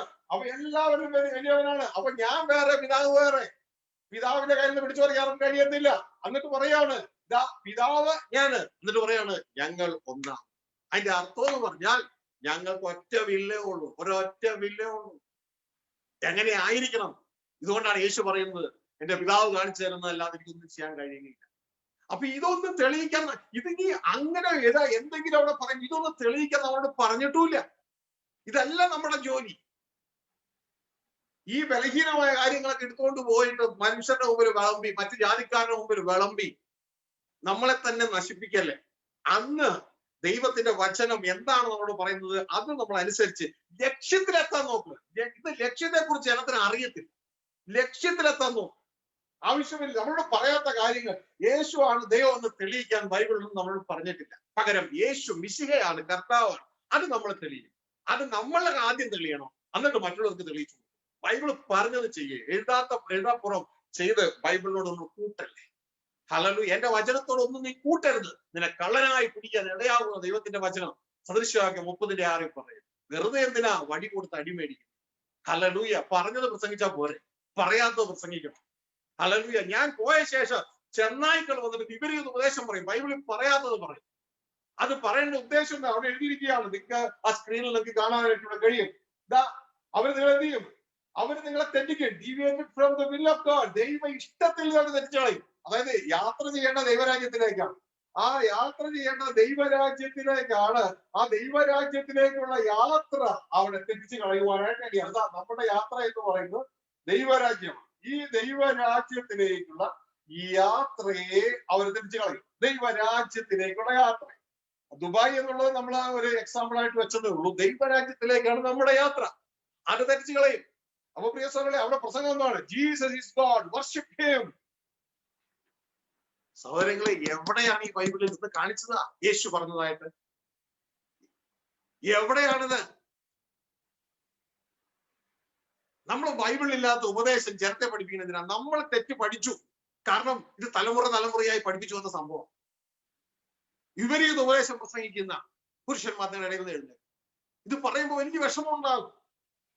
കാരണം പിശാചിന്റെ കോട്ടകളെ അടിച്ച് തകർക്കുകയാണ് ദൈവത്തിന്റെ ആത്മാവ് ഇവിടെ ചെയ്യുന്നത്. ദൈവ ഇഷ്ടത്തിൽ നിന്ന് ജനത്തെ തെറ്റിച്ചു കളഞ്ഞു. എന്നിട്ട് യേശുവിന്റെ നാമത്തിൽ ഒരു ആരാധന. ഈ ബൈബിളിൽ യേശു എവിടെയാ അത് പറഞ്ഞേക്കണേ? പകരം യേശു പറഞ്ഞു, follow me, it's A journey. എന്നെ അനുഗമിക്കുക. എന്നെ അനുഗമിച്ച് നിങ്ങൾ പിതാവിന്റെ അടുക്കൽ എത്തിച്ചേരുക. പിതാവിന്റെ അടുക്കൽ എത്തിച്ചേരുക.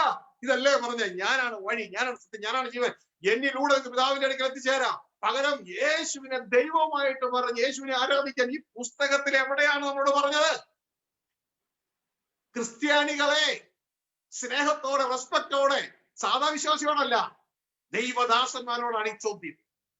എന്റെ ജനത്തെ തെറ്റിക്കാൻ നിങ്ങൾക്ക് ആരും അധികാരം തന്നെ? ദൈവത്തോട് നിങ്ങൾ എന്തു മറുപടി പറയുന്നേ? അവരെ ലക്ഷ്യത്തിലേക്ക് നടത്തേണ്ട ഇടയന്മാർ അവരെ തെറ്റിച്ചു,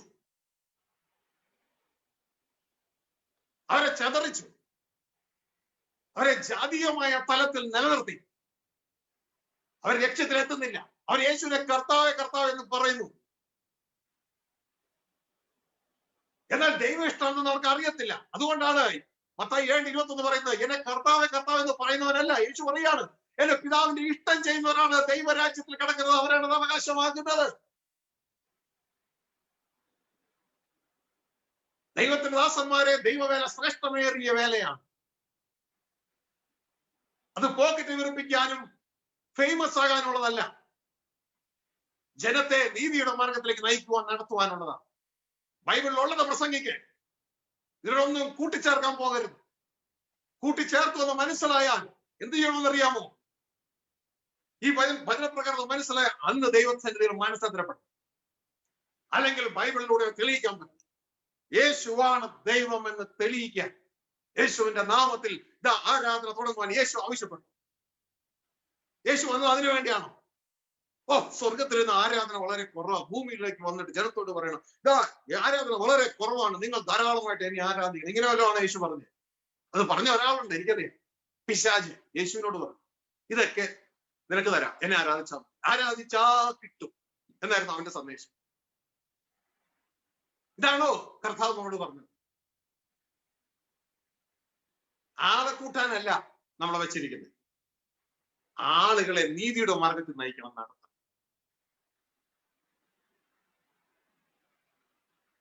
ഇന്ന് കുഞ്ഞേ, സഹോദര, സഹോദരി, ദൈവദാസൻ, നിങ്ങൾക്ക് വേണ്ടി കൈയടിക്കുന്ന പലരും ഉണ്ടാവും. നാളെ ഈ ശ്വാസം തീരുമ്പോ നിങ്ങളെ സഹായിക്കാൻ ഇവരുടെ ഒരാൾ പോലും കാണത്തില്ല. നിങ്ങളെ സഹായിക്കാൻ നിങ്ങളുടെ സൃഷ്ടാവ് മാത്രമേ ഉള്ളൂ. തെറ്റ് പഠിപ്പിക്കരുത്, നേരായി പഠിപ്പിക്കും. ഈ പറയുന്ന തെറ്റുണ്ടെങ്കിൽ വചനപ്രകാരം ചൂണ്ടിക്കാണിക്കും. അവിടെ എഴുതിയിരിക്കുന്നു. ബാക്കി 1-2 വാക്യം, ഇഷ്ടംമാതിരി വാക്യമുണ്ട്. അവിടെ എഴുതിയിരിക്കുകയാണ് അന്നത്തെ ആളുകൾ പറഞ്ഞത്, അന്നത്തെ ദേവദാസന്മാര് പറഞ്ഞത്. ഫസ്റ്റ് കോറിന്ത്യർ 11:3 അവിടെ പറയാണ് യേശു ക്രിസ്തുവിന്റെ തല ദൈവം. നമ്മൾ പറയുന്നു ഇന്ന് പറയും യേശു ക്രിസ്തു ദൈവം. ബൈബിളും നമ്മളുമായിട്ട് എന്തോ പൊരുത്തക്കേട്. ശ്രദ്ധിച്ചേ,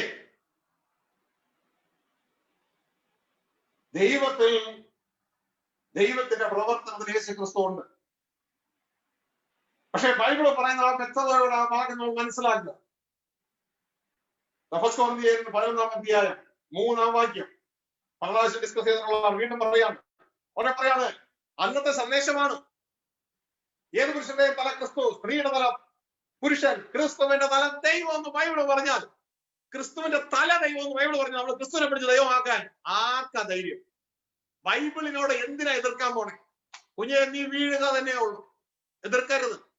ക്രിസ്തു ഏത് ലെവലിൽ ക്രിസ്തുവിനെ പ്രസന്റ് ചെയ്തോ അതേ ലെവൽ ക്രിസ്തുവിനെ നമ്മൾ പ്രസന്റ് ചെയ്യുക. പിതാവ് ഏത് നിലയിൽ ക്രിസ്തുവിനെ പ്രസന്റ് ചെയ്തോ അതേ നിലയിൽ ക്രിസ്തുവിനെ നമ്മൾ പ്രസന്റ് ചെയ്യുക. കൂട്ടുകയും ചെയ്ത് കുറയ്ക്കുകയും ചെയ്യും. ഞാൻ ഈ പറഞ്ഞ ദൈവത്തിന്റെ വചനമാണ്. തർക്കിക്കുന്നവർ വചനത്തോട് തർക്കിക്കും. ക്രിസ്തുവിന്റെ തലയാണോ ദൈവം? ക്രിസ്തുവാണ് ദൈവം. ആരാ ദൈവം എന്ന് ബൈബിൾ പറയുന്നത്? വ്യക്തതയോടെ ബൈബിൾ എന്താ പറഞ്ഞാൽ അതിന്റെ മുകളിലേക്കും പോലും താഴേക്കും പോകും. വചനത്തിൽ അടിസ്ഥാനം ഇടുക. എന്റെ വചനം നിലനിൽക്കുന്നെങ്കിൽ വാസ്തവമായി നിങ്ങൾ എന്റെ ശിഷ്യന്മാരാണ്. കൂട്ടാൻ പോകല്ലേ? മറ്റു ദേവദാസനെ പ്രസാദിപ്പിക്കാൻ ഞാൻ ആ ദൈവത്തോട് പറഞ്ഞതുപോലെ തന്നെ പറഞ്ഞു. ഒരു കാര്യമില്ല കുഞ്ഞെ, ആ ദേവദാസനും പോവും, കുഞ്ഞെ നീയും പോവും. ദൈവം ഇഷ്ടം ചെയ്തവനെ എന്നേക്കുന്നതാണ്. Be bold. Hallelujah. ഇനി നമ്മളോട് യേശുവിനെ ആരായിട്ട് ചേരിക്കാനാ പറഞ്ഞു? ദൈവമായിട്ടാ? അല്ല, കർത്താവായിട്ട്. നമ്മുടെ മേൽ കർത്തൃത്വം നടത്തുന്നത് നമ്മുടെ തലയായിട്ട്. അത് സ്വീകരിക്കുക. ബൈബിൾ എന്താ പറയുക? അത് ചെയ്യുക. റോമലേഖനം 10:9 രക്ഷിക്കപ്പെടുമ്പോ നമ്മൾ എന്താ പറഞ്ഞേ? ഇത് രക്ഷിക്കപ്പെടുമ്പോ യേശുവിനെ ദൈവമാക്കി മാറ്റി പറയുക. അങ്ങനെയല്ല, ഇവിടെ എഴുതിയിരിക്കുന്നത് യേശുവിനെ കർത്താവ് എന്ന് വാങ്ങേണ്ടി പറയുക. ദൈവത്തിന്റെ പാട്ടോടെ വേറെ ഉണ്ട്. ദൈവം കണ്ടോ, വേറെ ഉണ്ട്. ദൈവത്തിന്റെ പാട്ട് വേറെ ഉണ്ടോ? അവിടെ ദൈവം അവനെ മരിച്ചവനെ ഉയർപ്പിച്ച് ഉയർത്തെഴുന്നേൽപ്പിച്ചു ഹൃദയം വിശ്വസിക്കുക, നീ രക്ഷിക്കപ്പെടും. അപ്പൊ ദൈവമാണ് കർത്താവ് യേശുവിനെ മരിച്ചതെന്ന് ഉയർപ്പിച്ചത്. അപ്പൊ യേശുവിനെ പിടിച്ച് ദൈവമാക്കിയ പിന്നെ എങ്ങനെയാ? അപ്പൊ ദൈവം പിന്നെ അവിടെ പോയി. പ്രിയ സഹോദരങ്ങളെ, ബൈബിൾ പറഞ്ഞത് നിലകൊള്ളു. അതിന്റെ അപ്പുറത്തേക്ക് പോലെ എന്തിനാ നമ്മൾ വടി കൊടുത്ത് അടിമേടിക്കാൻ പോണേ? നമ്മളത് ചെയ്യുമ്പോൾ എന്ത് സമയം അറിയാമോ? ജനത്തെ ദൈവ ഇഷ്ടത്തിൽ നിന്ന് മാറ്റുകയാണ്. ദൈവ ഇഷ്ടത്തിൽ നിന്ന് അവരെ മാറ്റുകയാണ്. എന്നിട്ട് പറയണേ യേശുവാണ് ദൈവം, യേശുവാണ് ദൈവം. ഇനി യേശുവിനെ ആരാധിച്ചാൽ മതി. ഇതല്ല ഇന്നത്തെ സന്ദേശം. ഈ ബൈബിളിൽ എവിടെ കിടക്കണം? ഈ ബൈബിളിൽ എവിടെ കിടക്കണം? ഇതാണ് ബൈബിളിലെ സന്ദേശം. ഓടി ഒളിക്കരുത്. ഓടി ഒളിച്ചാൽ നാളെ എന്നാ ചെയ്യും? ദൈവസേന നിൽക്കണ്ടേ? ദൈവസേന നിൽക്കണ്ടേ? ഇത് പിതാവായ ദൈവം കർത്താവ് യേശു ദൂതന്മാർ കേട്ടുകൊണ്ടിരിക്കുക. പ്രിയ മകനെ, പ്രിയ മകളെ, നിന്നോട് പറയുന്നത് ഇതാണ് നിനക്കുള്ള സുപ്രധാന സമയം. മാനസാന്തരപ്പെടുക. കഴിഞ്ഞ നാളുകളിൽ ഇതാ നാം കേട്ട പ്രസംഗപ്രകാരം നാം തെറ്റിപ്പോയി. ഞാൻ തെറ്റിപ്പോയി. പക്ഷെ ഇന്ന് കർത്താവിനോട് പറയുമ്പോൾ എന്റെ തെറ്റുകൾ, എന്റെ പഴയ പ്രസംഗം ശ്രദ്ധിച്ചു കഴിഞ്ഞാൽ ഞാനും ഇന്ന് തന്നെയാ പറഞ്ഞുകൊണ്ടിരുന്നത്. യേശുവാണ് ദൈവം. പിതാവിനെ ഞാൻ ക്യാൻസൽ ചെയ്യായിരുന്നു. ദൈവ ഇഷ്ടത്തെ ക്യാൻസൽ ചെയ്യായിരുന്നു. അപ്പൊ ഈ സന്ദേശങ്ങൾ ഓരോ നിമിഷവും സത്യം എന്ന് പറയുമ്പോൾ സത്യം നമ്മൾ സ്വതന്ത്രമാകണം. നാളെ ഇതിലും കൂടുതൽ സത്യങ്ങൾ അറിയും. ആരറിയിക്കും? ദൈവം അറിയിക്കും. അപ്പോ സംഘടനാപരോ അവരെന്നെ സപ്പോർട്ട് ചെയ്തു, ഇവരെന്നെ സപ്പോർട്ട് ചെയ്തു, അയാൾ അങ്ങനെ പറഞ്ഞു എന്ന് പറഞ്ഞു എനിക്കൊന്നും വരാനില്ല. ഈ ഭൂമിയിൽ നിന്ന് പോകുന്ന അതെനിക്ക് ഏറ്റവും വളരെ സന്തോഷമുള്ള ദിവസം. കാരണം ശരീരം വിട്ട കർത്താവോടുകൂടി ആയിരിക്കുന്ന അത്യുത്തമമാണ്. കാരണം ജീവിക്കുന്നത് ഒറ്റ ലക്ഷ്യമേ ഉള്ളൂ, എന്റെ ദൈവത്തിന്റെ ശരീരമായി, ക്രിസ്തുവിലെ ഒരു അവയവമായി ദൈവത്തിന്റെ ചിന്തകളെ വെളിപ്പെടുത്തുക. അതുകൊണ്ട് ഇടത്തും വലതും നോക്കത്തില്ല. ലേവി പോലെയായിരിക്കണം നമ്മൾ. ലേവി ദൈവത്തിന്റെ കൽപ്പന കിട്ടിയപ്പോൾ ആരും യഹോവയുടെ ഭാഗത്തുനിന്ന് പറഞ്ഞപ്പോൾ 11 ഗോത്രവും വന്നില്ല, ലേവി ഗോത്രം മാത്രം വന്നു. വെട്ടാൻ പറഞ്ഞ വാളെടുത്ത് വെട്ടി. സഹോദരന്മാരെന്നോ അപ്പനെന്നോ അമ്മയെന്നോ ഒന്നും നോക്കാതെ വെട്ടി. ദൈവവചനം പറയുമ്പോൾ അങ്ങനെ തന്നെ വേണം. അതുകൊണ്ടാണ് അവരെ തെരഞ്ഞെടുത്തത് ദൈവത്തിന്റെ പുരോഹിതന്മാർ. Be bold. Hallelujah. നമ്മൾ പറഞ്ഞത് യേശുവിനെ കർത്താവായി സ്വീകരിക്കാൻ. ദൈവം അവനെ മരിച്ചത് ഉയർത്തെഴുന്നേൽപ്പിച്ചു. അത് യേശുവിനെ ദൈവമായി സ്വീകരിക്കാനല്ല. ഞാൻ തെറ്റാണെങ്കിൽ എന്നെ ബൈബിൾ പ്രകാരം തിരുത്തണം. അതിനുള്ള എപ്പോഴും തിരുത്തപ്പെടാൻ തയ്യാറുള്ള മനസ്സുമായിട്ട് നിങ്ങൾ മുന്നിൽ നിൽക്കുന്നത്. കാരണം മനസ്സ് പുതുക്കി രൂപാന്തരപ്പെടാൻ ദൈവത്തിന്റെ വചനം നമ്മളോട് കൽപ്പിച്ചിരിക്കും. മനസ്സ് പുതുക്കണം എപ്പോഴാ? സത്യം അറിയുമ്പോൾ. സത്യം അറിയുമ്പോഴും കടുകട്ടി പിടിച്ചോണ്ട് ഞങ്ങൾ പറഞ്ഞത് അങ്ങനെയല്ല പറഞ്ഞിരുന്നിട്ട് യാതൊരു കാര്യമില്ല. അവനൊരു നാശം കൊയ്യാനായിട്ട്. ഹല്ലേലൂയ. അപ്പൊ പ്രിയ സഹോദരങ്ങളെ, വീണ്ടും വായിക്കാം. ഫസ്റ്റ് ജോൺ അതിന്റെ 4:15. ഈ ക്രിസ്തുവാണ് ദൈവപുത്രൻ. അവിടെ പറയാണ് യേശുവിനെ നമ്മൾ എന്തായിട്ട് സ്വീകരിക്കണം? ദൈവമായിട്ടുള്ള ദൈവപുത്രനായിട്ട്. ആര് പറഞ്ഞതുപോലെ? പിതാവ് പറഞ്ഞതുപോലെ, കർത്താവായ യേശു പറഞ്ഞതുപോലെ തന്നെയാണ് ഇവിടെ വീണ്ടും പറയുന്നത്. അവിടെ പറയുന്നു യേശു ദൈവപുത്രൻ എന്ന് സ്വീകരിക്കുന്നവനിൽ. അല്ല, യേശു ദൈവം എന്ന് സ്വീകരിക്കുന്നവനല്ല, യേശു ദൈവപുത്രൻ എന്ന് സ്വീകരിക്കുന്നവനിൽ. ബൈബിൾ ക്രിസ്ത്യൻ ക്ലിയർ ആയിട്ട് പറയുമ്പോൾ ഇനി വേറെ വാക്യം തപ്പിപ്പോവുകയാണ്. 3-4 ട്രാൻസ്ലേഷൻ മിസ്റ്റേക്കുകൾ ഉണ്ടാക്കി വെച്ചിട്ടുണ്ട്. നമ്മൾ ഓൾറെഡി ഡിസ്കസ് ചെയ്തു. അത് ഇതാ സന്ദേശം അറിയാത്ത വ്യക്തികൾ ട്രാൻസ്ലേറ്റ് ചെയ്തു, അവരെ പിശാച് മോതിരെടുത്തതാണ്. ഓൾറെഡി നമ്മൾ എക്സ്പ്ലെയിൻ ചെയ്തിട്ടുണ്ട് കഴിഞ്ഞ സന്ദേശം. ഇവിടെ പറയുന്നത് യേശു ദൈവപുത്രനെ സ്വീകരിക്കുന്നതിന് ദൈവം അവൻ ദൈവത്തിൽ വസിക്കുന്നു. അപ്പൊ യേശുവിനെ ദൈവപുത്രനായിട്ട് സ്വീകരിക്കാനാണ് പറയുന്നത് നമ്മളോട്. പ്രിയ സഹോദരങ്ങളെ, അതിന്റെ അപ്പുറത്തേക്ക് നമ്മൾ ഓടാൻ പോകരുത്. അപ്പൊ ഈ ഒരു പോയിന്റിൽ നമ്മളെ തെറ്റിച്ച് കളഞ്ഞ എവിടെയാണെന്നറിയാമോ? ഈ ഒരു പോയിന്റിൽ ഇതാ നമ്മളെ തെറ്റിച്ച് കളഞ്ഞത് ദൈവ ഇഷ്ടത്തിൽ നിന്നാണ് നമ്മളെ തെറ്റിച്ച് കളഞ്ഞത്. Will of God. പക്ഷെ വിൽ ഓഫ് ഗോഡ് നമ്മൾ തെറ്റിയാലും ഇന്ന് നമ്മൾ വിശ്വാസികളായിട്ട് തുടരുകയാണ്. സഹോദരനെ ശ്രദ്ധിച്ചേ, വിശ്വാസികളായിട്ട് തുടരുകയാണ്. അതുകൊണ്ടാണ്. പക്ഷെ ആ ഗ്രീൻ കണക്ഷൻ നഷ്ടപ്പെട്ടു. ശ്രദ്ധിച്ചേ, ആ ഗ്രീൻ കണക്ഷൻ പോയി. ഇപ്പൊ യെല്ലോ ആയി. യെല്ലോയിൽ നിൽക്കുക. അപ്പൊ ഗ്രീനിൽ നിന്ന് യെല്ലോയിലേക്ക് വന്നു. നേരത്തെ റൈറ്റ് ട്രാക്ക് ആയിരുന്നു. ഇപ്പോ വിശ്വാസത്തിലുണ്ടോ? ഉണ്ട്. പക്ഷേ ദൈവ ഇഷ്ടം ചെയ്യുന്നുണ്ടോ? ഇല്ല. ഇതാണ് അടുത്ത വിഷയം. പിന്നെ കർത്താവ് എന്ന് പറയുന്നുണ്ട്, പക്ഷേ അവർ ദൈവ ഇഷ്ടം ചെയ്യുന്നു. പിന്നെ എന്നാ ചെയ്യുന്നേ? Jesus is God, worship him. അവനെ ആരാധിക്കുക. ഇതല്ല ഈ പുസ്തകം പറയുന്നത്. യേശുവിനെ ആരാധിക്കുന്നതൊക്കെ നിങ്ങൾ തുടങ്ങിയപ്പോ കേട്ടോ, ആദ്യം തന്നെ പാടിയ പാട്ട് പോലും യേശുവെ അങ്ങയുടെ ആത്മാവിനാലും അങ്ങയുടെ രക്തത്താലും അങ്ങയുടെ വചനത്താലും എന്നെ കഴുകണ ശുദ്ധീകരിക്കണമേ. യേശു ക്രിസ്തുവിനെ ആരാധിക്കുന്നതിൽ തെറ്റൊന്നുമില്ല. ദൈവത്തിന്റെ വചനത്തിൽ നമുക്കത് കാണാൻ കഴിയും. ആരാധിക്കുന്നു. വെളിപ്പാടും 5-ാം അധ്യായത്തിൽ നമുക്കത് കാണാൻ കഴിയും. സ്വർഗത്തിൽ യേശു ക്രിസ്തുവിനെ ആരാധിക്കുന്നു, കുഞ്ഞാടിനെ ആരാധിക്കുന്നു. യേശു ക്രിസ്തു ഇതാ വീണ്ടും ഭൂമിയിലേക്ക് വരുമ്പോൾ തന്റെ സകല ദൂതന്മാരും ക്രിസ്തുവിനെ ആരാധിക്കുന്നു പിതാവ് കൽപ്പന പുറപ്പെടുവിച്ചിരിക്കുന്നു. യോഹന്നാൻ സുവിശേഷത്തിൽ നമുക്ക് കാണാം, പിതാവിനെ ബഹുമാനിക്കുന്ന പോലെ എല്ലാവരും പുത്രനെ ബഹുമാനിക്കണമെന്ന് പിതാവ് ആഗ്രഹിക്കുന്നത് കൊണ്ട് ന്യായവിധിയെല്ലാം പുത്രന് കൊടുത്തിരിക്കുന്നു. അപ്പോ പ്രിയ സഹോദരങ്ങളെ, പക്ഷെ അതല്ല ഈ ബൈബിൾ പറയുന്ന സന്ദേശം. ക്രിസ്തു പറഞ്ഞ സന്ദേശം അതല്ല. ക്രിസ്തു പറഞ്ഞ സന്ദേശം ദൈവരാജ്യം സമീപിച്ചിരിക്കുന്നു. അതെന്താ അതിന്റെ അർത്ഥം? ദൈവം നമ്മളോടുകൂടെ താമസിക്കുവാൻ കടന്നു വരികയാണ്. അപ്പൻ വരുന്നു നിന്നോടുകൂടെ താമസിക്കാൻ. അതുകൊണ്ട് നീ എന്ത് ചെയ്യണം? മാനസാന്തരപ്പെടണം. അപ്പൻ എവിടെയാണ് താമസിക്കുന്നത്? നിന്റെ ഉള്ളിലാ താമസിക്കുന്നത്. നിന്നെ എന്തിനാ ഉണ്ടാക്കിയേ? You are a temple of God. ദൈവത്തിന്റെ ആലയമാണ്, a moving temple of God. മനുഷ്യൻ എന്ന് പറഞ്ഞാൽ who is man? The moving temple of God. പക്ഷെ നിന്റെ ഉള്ളിലെ ആലയം ശുദ്ധീകരിക്കപ്പെടണം, മാനസാന്തരപ്പെടണം. അല്ലാണ്ട് ആരാധിച്ച് അവസാനിക്കുകയല്ല യേശുവിനെ. ഇതല്ല ഈ പുസ്തകത്തിലെ സന്ദേശം. അതുകൊണ്ടാണ് കർത്താവ് പറഞ്ഞു, നിങ്ങളെ കർത്താവ് എന്ന് പറഞ്ഞു, പക്ഷെ എന്റെ പിതാവിന്റെ ഇഷ്ടം ചെയ്തില്ല. കുറെ സുവിശേഷം ചെയ്തു, രോഗികളെ സൗഖ്യം, ഭൂതങ്ങളെ പുറത്താക്കി, അഭിഷേകം. കർത്താവിനെ ഗെറ്റ് ഔട്ട്. എന്തിനാ ഈ വഴിക്ക് നമ്മൾ ഓടിപ്പോകുന്നത്? ഇതുകൊണ്ടാണ് സഭയോട് പറയുന്ന ഒരു കാര്യം എന്ന് പറയുന്നത്, നിങ്ങൾ ബുദ്ധിഹീനരാകല്ലേ സഭയെ. ബുദ്ധിഹീനരാകാതെ ദൈവ ഇഷ്ടം എന്നത് തിരിച്ചറിയും. വീണ്ടും ജനിച്ചവരോടാ പറയുന്നത്. അപ്പൊ ദൈവ ഇഷ്ടം എന്നാന്ന് തിരിച്ചറിഞ്ഞില്ലെങ്കിൽ പ്രിയ സഹോദരങ്ങളെ, അത് വലിയ ബുദ്ധിമുട്ടെത്തിക്കും. എഫെസ്യർ ലേഖനം 5-ാം അധ്യായം. വീണ്ടും ജനിച്ച സഭയോട് ദൈവത്തിന്റെ വചനം പറയുകയാണ്, ഇത് പിശാച് വാഴുന്ന കാലമാണ്. അതുകൊണ്ട് നീ കിടന്ന് ഉറങ്ങി കിടക്കരുത്, നീ എഴുന്നേക്കണം. ഇതാ എഫെസ്യർ 5:15. ആകയാൽ സൂക്ഷ്മത്തോടെ അജ്ഞാനികളായിട്ടല്ല ജ്ഞാനികളായിട്ട് നടപ്പാൻ നോക്കുവിൻ. അപ്പോ സഭയോട് പറയാണ്, രക്ഷിക്കപ്പെട്ട ജനത്തോട് പറയാണ്, വിശുദ്ധന്മാരോട് പറയാണ്, അജ്ഞാനികളായിട്ടല്ല നടക്കേണ്ടത്, ജ്ഞാനികളായിട്ട് നടക്കുക. എന്താണ് അജ്ഞാനികളായിട്ട് നടക്കുക? താഴെ എഴുതിയിരിക്കുകയാണ് അതിന്റെ 17-ാം വാക്യം, ബുദ്ധിഹീനരാകാതെ. അപ്പോ വീണ്ടും ജനിച്ചവർക്ക് ബുദ്ധിഹീനരാകാം. കർത്താവിന്റെ ഇഷ്ടം ഇന്ന് ഗ്രഹിച്ചുകൊള്ളു. അപ്പൊ കർത്താവിന്റെ ഇഷ്ടം എന്താ അത് ഗ്രഹിക്കുക. കർത്താവിന്റെ ഇഷ്ടം എന്താണ് എന്ന് ഗ്രഹിക്കുക. ആരോടാ പറയുന്നത്? സഭയോടാ പറയുന്നത്. ബുദ്ധിഹീനരാകരുത്. ഇത് തന്നെയാണ് യേശു പറഞ്ഞത്. എന്നെ കർത്താവ് കർത്താവ് എന്ന് പറയുന്നതല്ല, എന്റെ പിതാവിന്റെ ഇഷ്ടം ചെയ്യുന്നവനാണ് സ്വർഗ്ഗരാജ്യക്കാരൻ.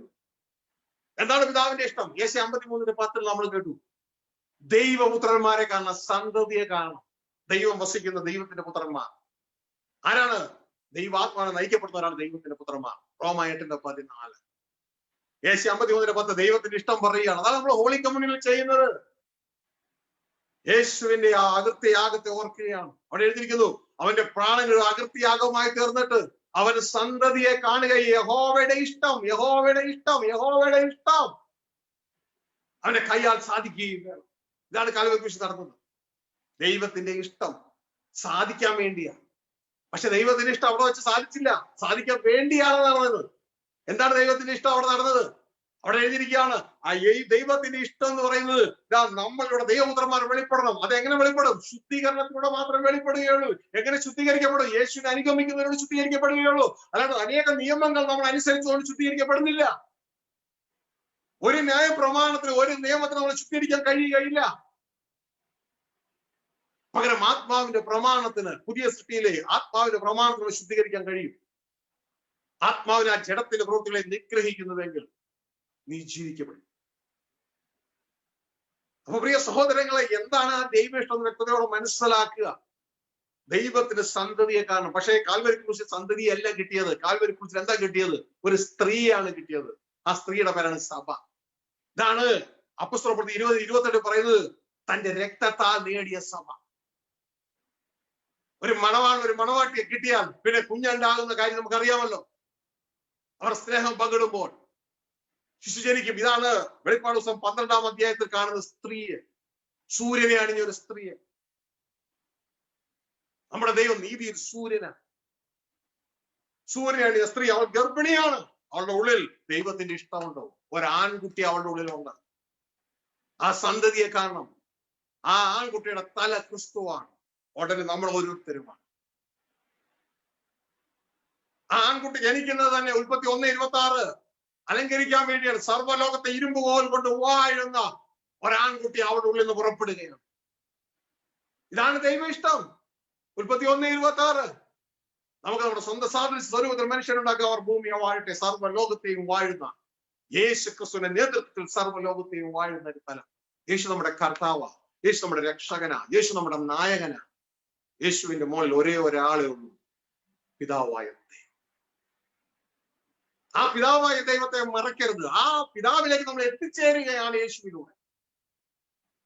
ഇതുകൊണ്ടാണ് യേശു പറയും, വഴി സത്യം ജീവനും ഞാനാവുന്നു, എന്നിലൂടെ പിതാവിന്റെ അടുക്കൽ എത്താം. അവൻ 14:6. അപ്പോ യേശുവിനെ പിടിച്ച് പിതാവാക്കി കഴിഞ്ഞാൽ പിന്നെ എങ്ങനെയാ നമ്മൾ പിതാവിന്റെ അടുക്കൽ എത്തുക? യേശുവിൽ സ്വീകരിച്ചപ്പോൾ തന്നെ നമ്മൾ ഫിനിഷ്, യാത്ര തീർന്നു. ദൈവത്തിന്റെ ഹെബ്രായർ 7:25 പറയുന്നു, താൻ മുഖാന്തരം ദൈവത്തോട് അടുക്കുന്നവർക്ക് വേണ്ടി. താൻ മുഖാന്തരം ദൈവത്തോട് അടുക്കണം. അപ്പൊ തന്നെ പിടിച്ച് ദൈവമാക്കിയ പിന്നെ നമ്മൾ അങ്ങനെ ദൈവത്തോട് അടുക്കുന്നത്. ബൈബിൾ അനേക വചനങ്ങൾ നമ്മൾ ക്യാൻസൽ ചെയ്ത് കളയും. നമ്മുടെ വിശ്വാസം കൊണ്ട്. വെളിപ്പാട് പുസ്തകം പറയുന്നു, തന്റെ രക്തത്താൽ സകല വംശത്തിലും ഭാഷകളിലും ഉള്ളവരെ പിതാവിനായി ദൈവത്തിനായി വിലക്ക് വാങ്ങി. അപ്പൊ ദൈവത്തിനായി യേശു വിലക്ക് വാങ്ങിയെങ്കിൽ, യേശു തന്നെ ദൈവമാണെങ്കിൽ പിന്നെ ദൈവത്തിന്റെ അടുക്കലേക്ക് പോകേണ്ട ആവശ്യമില്ലല്ലോ. യേശു പറയുന്നത്, എന്നിലൂടെ നിങ്ങൾക്ക് പിതാവിന്റെ അടുക്കലെത്താം. ഞാനാണ് വഴി, ഞാനാണ് വാതില്. ഫോളോ മീ, എന്നെ അനുഗമിക്ക്. പറയുന്നു. അതുകൊണ്ട് ഞാൻ എന്ത് ചെയ്യുന്നു? ആരാധിച്ചോണ്ടിരിക്കുകയല്ല. ശിഷ്യന്മാർ ഈ പണിയല്ല ചെയ്യുന്നത്. അവർ പറഞ്ഞു, ഞങ്ങൾ പിൻപിലുള്ളതിനെ മറന്നു മുൻപിലുള്ള ലക്ഷ്യമായി ക്രിസ്തു യേശു ദൈവത്തിന്റെ പരമയുടെ ബിരുദനായി ഞങ്ങൾ നാക്കിലേക്ക് ഓടുന്നു. പ്രിയ സഹോദരങ്ങളെ, നമ്മുടെ തെറ്റിപ്പോക്കിന്റെ ആ ഒന്നാമത്തെ പോയിന്റ് ആണ്. അപ്പോ ഇതാ ഞാൻ ഇത് തുടർന്ന് രണ്ടാമത് അടുത്ത സ്റ്റേഷനിലേക്ക് വെക്കാനായിട്ട് ആഗ്രഹിക്കുന്നില്ല. ഞാൻ ചിന്തിച്ചു, പക്ഷെ അകത്തുനിന്ന് വരുന്നത് ഇന്ന് തന്നെ ഫിനിഷ് ചെയ്യാണ് പറയുന്നത്. രണ്ടാമത്തെ പോയിന്റ് കൂടി പറയാം. ഇതാ ഒന്നാമത്തെ പോയിന്റ് ഞാൻ ഇവിടെ തെറ്റിപ്പോയി.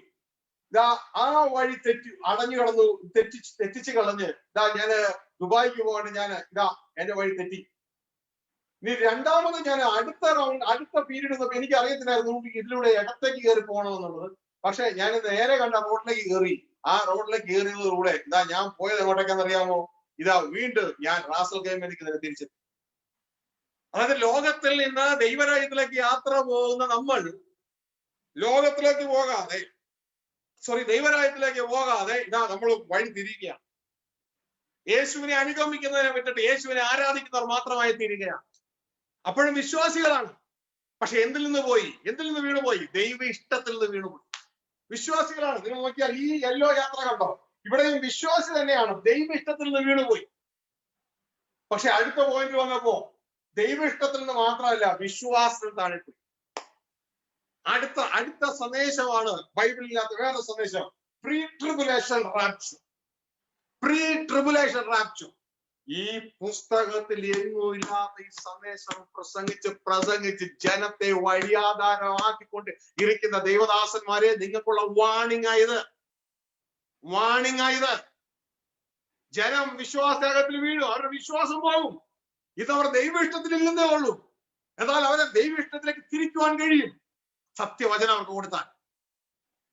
പക്ഷെ അതിനു പകരം അടുത്തത് കൂടി കൊണ്ടിട്ട് അവരെ വിശ്വാസത്തിൽ നിന്ന് വഴി തെറ്റിക്കുന്ന പിശാചിന്റെ വാഹരായി മാറാതെ ദൈവത്തിന്റെ വഴികാട്ടികളായി മാറാൻ ഇന്ന് നിന്നെ സപ്പോർട്ട് ചെയ്യുന്ന സംഘടന നാളെ ഉണ്ടാകത്തില്ല.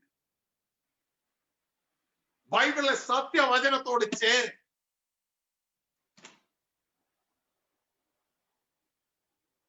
എന്റെ ജനത്തെ വഴിതെറ്റിക്കുന്ന പുരോഹിതന്മാരോടാണ് ദൈവം സംസാരിക്കുന്നത്. ഞാൻ അറിഞ്ഞില്ല, ഞാൻ കേട്ടില്ല എന്ന് പറഞ്ഞിരുന്നു. പക്ഷെ നാളെ ദൈവത്തിന്റെ ന്യായവിധി വരുമ്പോൾ എന്ത് ചെയ്യും? പ്രിയ സഹോദരങ്ങളെ, ഇതാ ആ ഭാഗം നിങ്ങൾ ശ്രദ്ധിച്ചാൽ നിങ്ങൾക്ക് മനസ്സിലാകും. രണ്ടാമത്തെ പോയിന്റ്, പ്രീ ട്രിബുലേഷൻ റാപ്ചർ. പുതിയ വേറൊരു സന്ദേശം ഇറക്കിയിട്ടിരിക്കുകയാണ് പിശാച്. അതെന്ത് ചെയ്യുന്നു? ഈ ദൈവഇഷ്ടത്തിൽ നിന്ന് വീണുപോയ ജനത്തെ വിശ്വാസത്തിൽ താഴെ വീഴിക്കുന്നു.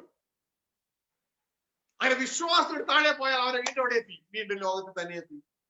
അവർ വീണ്ടും നരകയോഗ്യരായി. ഇതാണ് 2 തെസ്സലോനിക്കർ 2-ാം അധ്യായം 3-ാം വാക്യം പറയുന്നത്. 1 മുതൽ 3 വരെ കർത്താവ് യേശു ക്രിസ്തുവിന്റെ വരവിനെ കുറിച്ച്, മധ്യാകാശ വരവിനെ കുറിച്ച് ദൈവത്തിന്റെ വചനം പറയുന്ന കാര്യം അവിടെ എഴുതിയിട്ടുണ്ട്. 2 തെസ്സലോനിക്കർ 2-ാം അധ്യായം പറയുന്ന ഒരു കാര്യം അവിടെ പറയാണ്, ഇനി സഹോദരന്മാരെ, നമ്മുടെ കർത്താവ് യേശു ക്രിസ്തുവിന്റെ പ്രത്യക്ഷതയും അവന്റെ അടുക്കിലേക്കുള്ള നമ്മുടെ സമാഗമനവും സംബന്ധിച്ച് ഞങ്ങൾ നിങ്ങളോട് അപേക്ഷിക്കുന്നത്, ഞങ്ങൾ അന്നത്തെ ദൈവദാസന്മാർ, ഇന്നത്തെ അല്ല, ഞങ്ങൾ നിങ്ങളോട് അപേക്ഷിക്കുന്നത്, കർത്താവിന് അടുത്തിരിക്കുന്നു എന്ന് വെച്ച് നിങ്ങൾ വല്ല ആത്മാവിനാലോ വചനത്താലോ ഞങ്ങൾ എഴുതിയെന്ന ഭാവത്തിലുള്ള ലേഖനത്താലോ സുബോധം വിട്ട് വേഗത്തിൽ ഇളകുകയും ഞെട്ടിപ്പോകുകയും അരുത്. ഇത് പറയുന്ന ദൈവവചനമല്ലേ? ക്ലിയർ, ഓരോ ഇന്റർപ്രിറ്റേഷനും കൂടാത്ത ദൈവവചനം. ഞെട്ടിപ്പോകരുത് കർത്താവ് വരുന്നു എന്ന് പറഞ്ഞുകൊണ്ട് പിന്നെ വ്യക്തതയോടെ പറയുകയാണ്, ആരും ഏതുള്ളതിനെ നിങ്ങളെ ചതിക്കരുത്, തെറ്റിച്ച് കളയരുതെന്ന്. പിശാച് മനുഷ്യരെ ഇടപെട്ടിട്ട്, ഇതാ ഞങ്ങളോട് ഇങ്ങനെ കർത്താവ് ഇടപെട്ടു, ഇങ്ങനെ കർത്താവ് പറഞ്ഞു. വചനത്തിന് ഇല്ലാത്തതാണോ കർത്താവ് ഇടപെടുന്നത്? ഇന്റർപ്രിട്ടേഷൻ ചെയ്യാതെ, ഇന്റർപ്രിട്ടേഷൻ ഇല്ലാത്ത ക്ലിയർ കട്ട് വചനവുമായി കടന്നു പോവാ. ഇവിടെ പറയാണ്, ആരും ഏതു നേരം നിങ്ങളെ ചതിക്കരുത്. ആദ്യമേ വിശ്വാസത്യാഗം സംഭവിക്കുകയും, വിശ്വാസത്യാഗം സംഭവിക്കും. വിശ്വാസം പോകും. അവരെ വിശ്വാസത്തെ ഡിവൈഡ് ചെയ്യപ്പെടും. അതായത് നേരത്തെ ദൈവത്തിലൂടെ പോയുള്ളൂ, ഇപ്പൊ ഇനി വിശ്വാസത്തിലൂടെ താഴെ പോകും. വിശ്വാസത്യാഗം സംഭവിക്കുകയും നാശയോഗ്യന് അധർമ്മമൂർത്തിയായി വെളിപ്പെടുകയും വേണം. നാശയോഗ്യന് അധർമ്മമൂർത്തി, അതാണ് നമ്മൾ പറഞ്ഞു വരുന്ന ആന്റി ക്രൈസ്റ്റ്. അനേക പ്രസംഗിച്ചിട്ടുണ്ട് അല്ലെ? ആന്റി ക്രൈസ്റ്റ്, ക്രിസ്തുവിനെ എതിർ നിൽക്കുന്ന ആ ഒരു തലം വെളിപ്പെടും. വെളിപ്പെട്ടിൽ എന്ത് ചെയ്യും? മാർക്ക് ഓഫ് ദ ബീസ്റ്റ് എന്ന് പറയുന്ന നിയമം കൊണ്ടുവരും. ആ മാർക്കില്ലാതെ വാങ്ങാനും വിൽക്കാനും കഴിയത്തില്ല. ജനത്തിന്റെ വയറ് വിശക്കും. വയറ് വിശക്കുമ്പോ ജനം എന്നാ ചെയ്യും? സാധനങ്ങൾ മേടിക്കണം. വയറ് വിശക്കും. വയറിന്റെ വിളി വലിയ വിളിയാണ്. അവർ വിശ്വാസം പറഞ്ഞുകൊണ്ടിരിക്കത്തില്ല. ഓൾറെഡി ദൈവഇഷ്ടത്തിന് താഴെ പോയി. അവർ വിശ്വാസം പറഞ്ഞുകൊണ്ടിരിക്കുകയില്ല. അവര് പോയി മാർക്കെടുക്കും. എന്തിനാണ്? വയറ് വിശപ്പ് മാറ്റാൻ. മനസ്സിലാവുന്നുണ്ടോ? അതിന്റെയൊക്കെ ഒരു പ്രീഡിസസർ ആണ് ഇപ്പോൾ പോകുന്ന എല്ലാം മാസ്ക് സിസ്റ്റം. അതിന്റെ മുൻപേ ഓടുന്ന സംവിധാനമാണ് ഇതൊക്കെ. അപ്പൊ പ്രിയ സഹോദരങ്ങളെ, എല്ലാത്തിനും പുറത്തിറക്കി ഒരു മാസ്ക് വെച്ചോണ്ടല്ലേ മീറ്റിംഗ് കാണുകയുള്ളൂ. It's a law now. രാജ്യത്തിന്റെ നിയമത്തെ അനുസരിക്കണം. പക്ഷെ ദൈവത്തിന്റെ വചനത്തിനെതിരായിട്ടാണ് നിയമം വരുന്നതെങ്കിൽ അവിടെ നമുക്ക് തീരുമാനം എടുക്കാം, വേണോ വേണ്ടേ. പ്രിയ സഹോദരങ്ങളെ, എന്നാൽ വയറ് വിശക്കുമ്പോ ആ വിളി വലിയതാണ്. ജനം പോയി ആ മുദ്രയെടുക്കും, വിശ്വാസ ത്യാഗത്തിലേക്ക് പോകും. എന്നാൽ ഈ ജനത്തെ പറഞ്ഞു പഠിപ്പിക്കുകയാണ്. ഇല്ല, അതിനു മുമ്പെല്ലാം സഭയെ ഇവിടുന്ന് എടുത്തുകൊണ്ട് പോകും. ഏത് വചനം? ദൈവദാസനെ അങ്ങ് ദൈവത്തിന്റെ ദാസനാണോ അതോ പിശാചിന്റെ ദാസനാണോ? അറിവില്ല എങ്കിൽ പറഞ്ഞു തരുന്നു. അങ്ങനെ പറഞ്ഞു തരുമ്പോൾ മനസ്സിലായി മാനസാന്തരപ്പെട്ടത് അങ്ങ് ദൈവത്തിന്റെ ദാസൻ തന്നെ. അല്ലെങ്കിൽ ജനത്തെ തെറ്റിക്കുന്ന പിശാചിന്റെ കള്ളപ്രവാചകന്മാരിലൊരാണ്. മനസ്സിലാക്കി പ്രവർത്തിക്കും. നിങ്ങളുടെ നന്മയ്ക്ക് വേണ്ടിയാ പറയുന്നു. നിങ്ങളെല്ലാം ദൈവം സ്നേഹിക്കുന്നു, ഞാനും സ്നേഹിക്കുന്നു. പക്ഷേ ഈ നാളുകളിൽ മാറേണ്ട ആവശ്യകത, ഒരു മാനസാന്തരത്തിന്റെ ആവശ്യകത. ജനത്തെ തെറ്റിക്കരുത്, അവരെ വിശ്വാസ ത്യാഗത്തിലേക്ക് വീഴിക്കരുത്. ഇതാ ഓൾറെഡി ദൈവ ഇഷ്ടത്തിൽ നിന്ന് അവർ അന്യപ്പെട്ട് കിടക്കുകയാണ്. ദൈവരാജ്യത്തിന്റെ പ്രസംഗം ബൈബിൾ കോളേജിന്റെ സിലബസിൽ പോലും ദൈവരാജ്യം ഇല്ല. അങ്ങനെ ഒരു തലം ദൈവ ഇഷ്ടം അവിടെ എങ്ങുമില്ല. ഇങ്ങനെ ഒരു തലത്തിൽ നിൽക്കുമ്പോൾ അതിന്റെ കൂടെ ഒരു പ്രീ ട്രിബുലേഷൻ റാപ്ചർ, ക്രിസ്തു ജഡത്തിൽ കഷ്ട സഹിച്ചതുപോലെ കഷ്ട സഹിക്കാനുള്ള മനോആയുധമായി ധരിക്കണമെന്ന് ബൈബിളിലെ 1 പത്രോസ് 4:1-2 ഭാഗങ്ങളിൽ പറയുമ്പോൾ അങ്ങനെ യാതൊരു മനോഭാവം ഇല്ലാത്ത ഒരു കൂട്ടം ജനത്തെ സുഖിയന്മാരെ വാർത്തെടുത്ത വ്യക്തിത്വങ്ങളായി തുടരാതെ പകരം സഹനത്തിലൂടെ കടന്നുപോയി അവസാനത്തോളം സഹിച്ചു നിൽക്കുന്ന രക്ഷിക്കപ്പെടുമെന്ന് ദൈവത്തിന്റെ വചനം പറയുന്ന പോലെ പറഞ്ഞ് പഠിപ്പിച്ച് ഇതാ ക്രിസ്തു കടന്നുപോയി അതേ മാർഗത്തിൽ പോകുവാൻ ജനത്തെ പരിശീലിപ്പിക്കുക. പ്രിയ സഹോദരങ്ങളെ, സ്നേഹം കൊണ്ടാ പറയുന്നത്. അധിക ദിവസം നമ്മ കൂടെ ഇല്ല. ഭൂമിയിലെ ജീവിതം ഒരു പരീക്ഷ മാത്രം.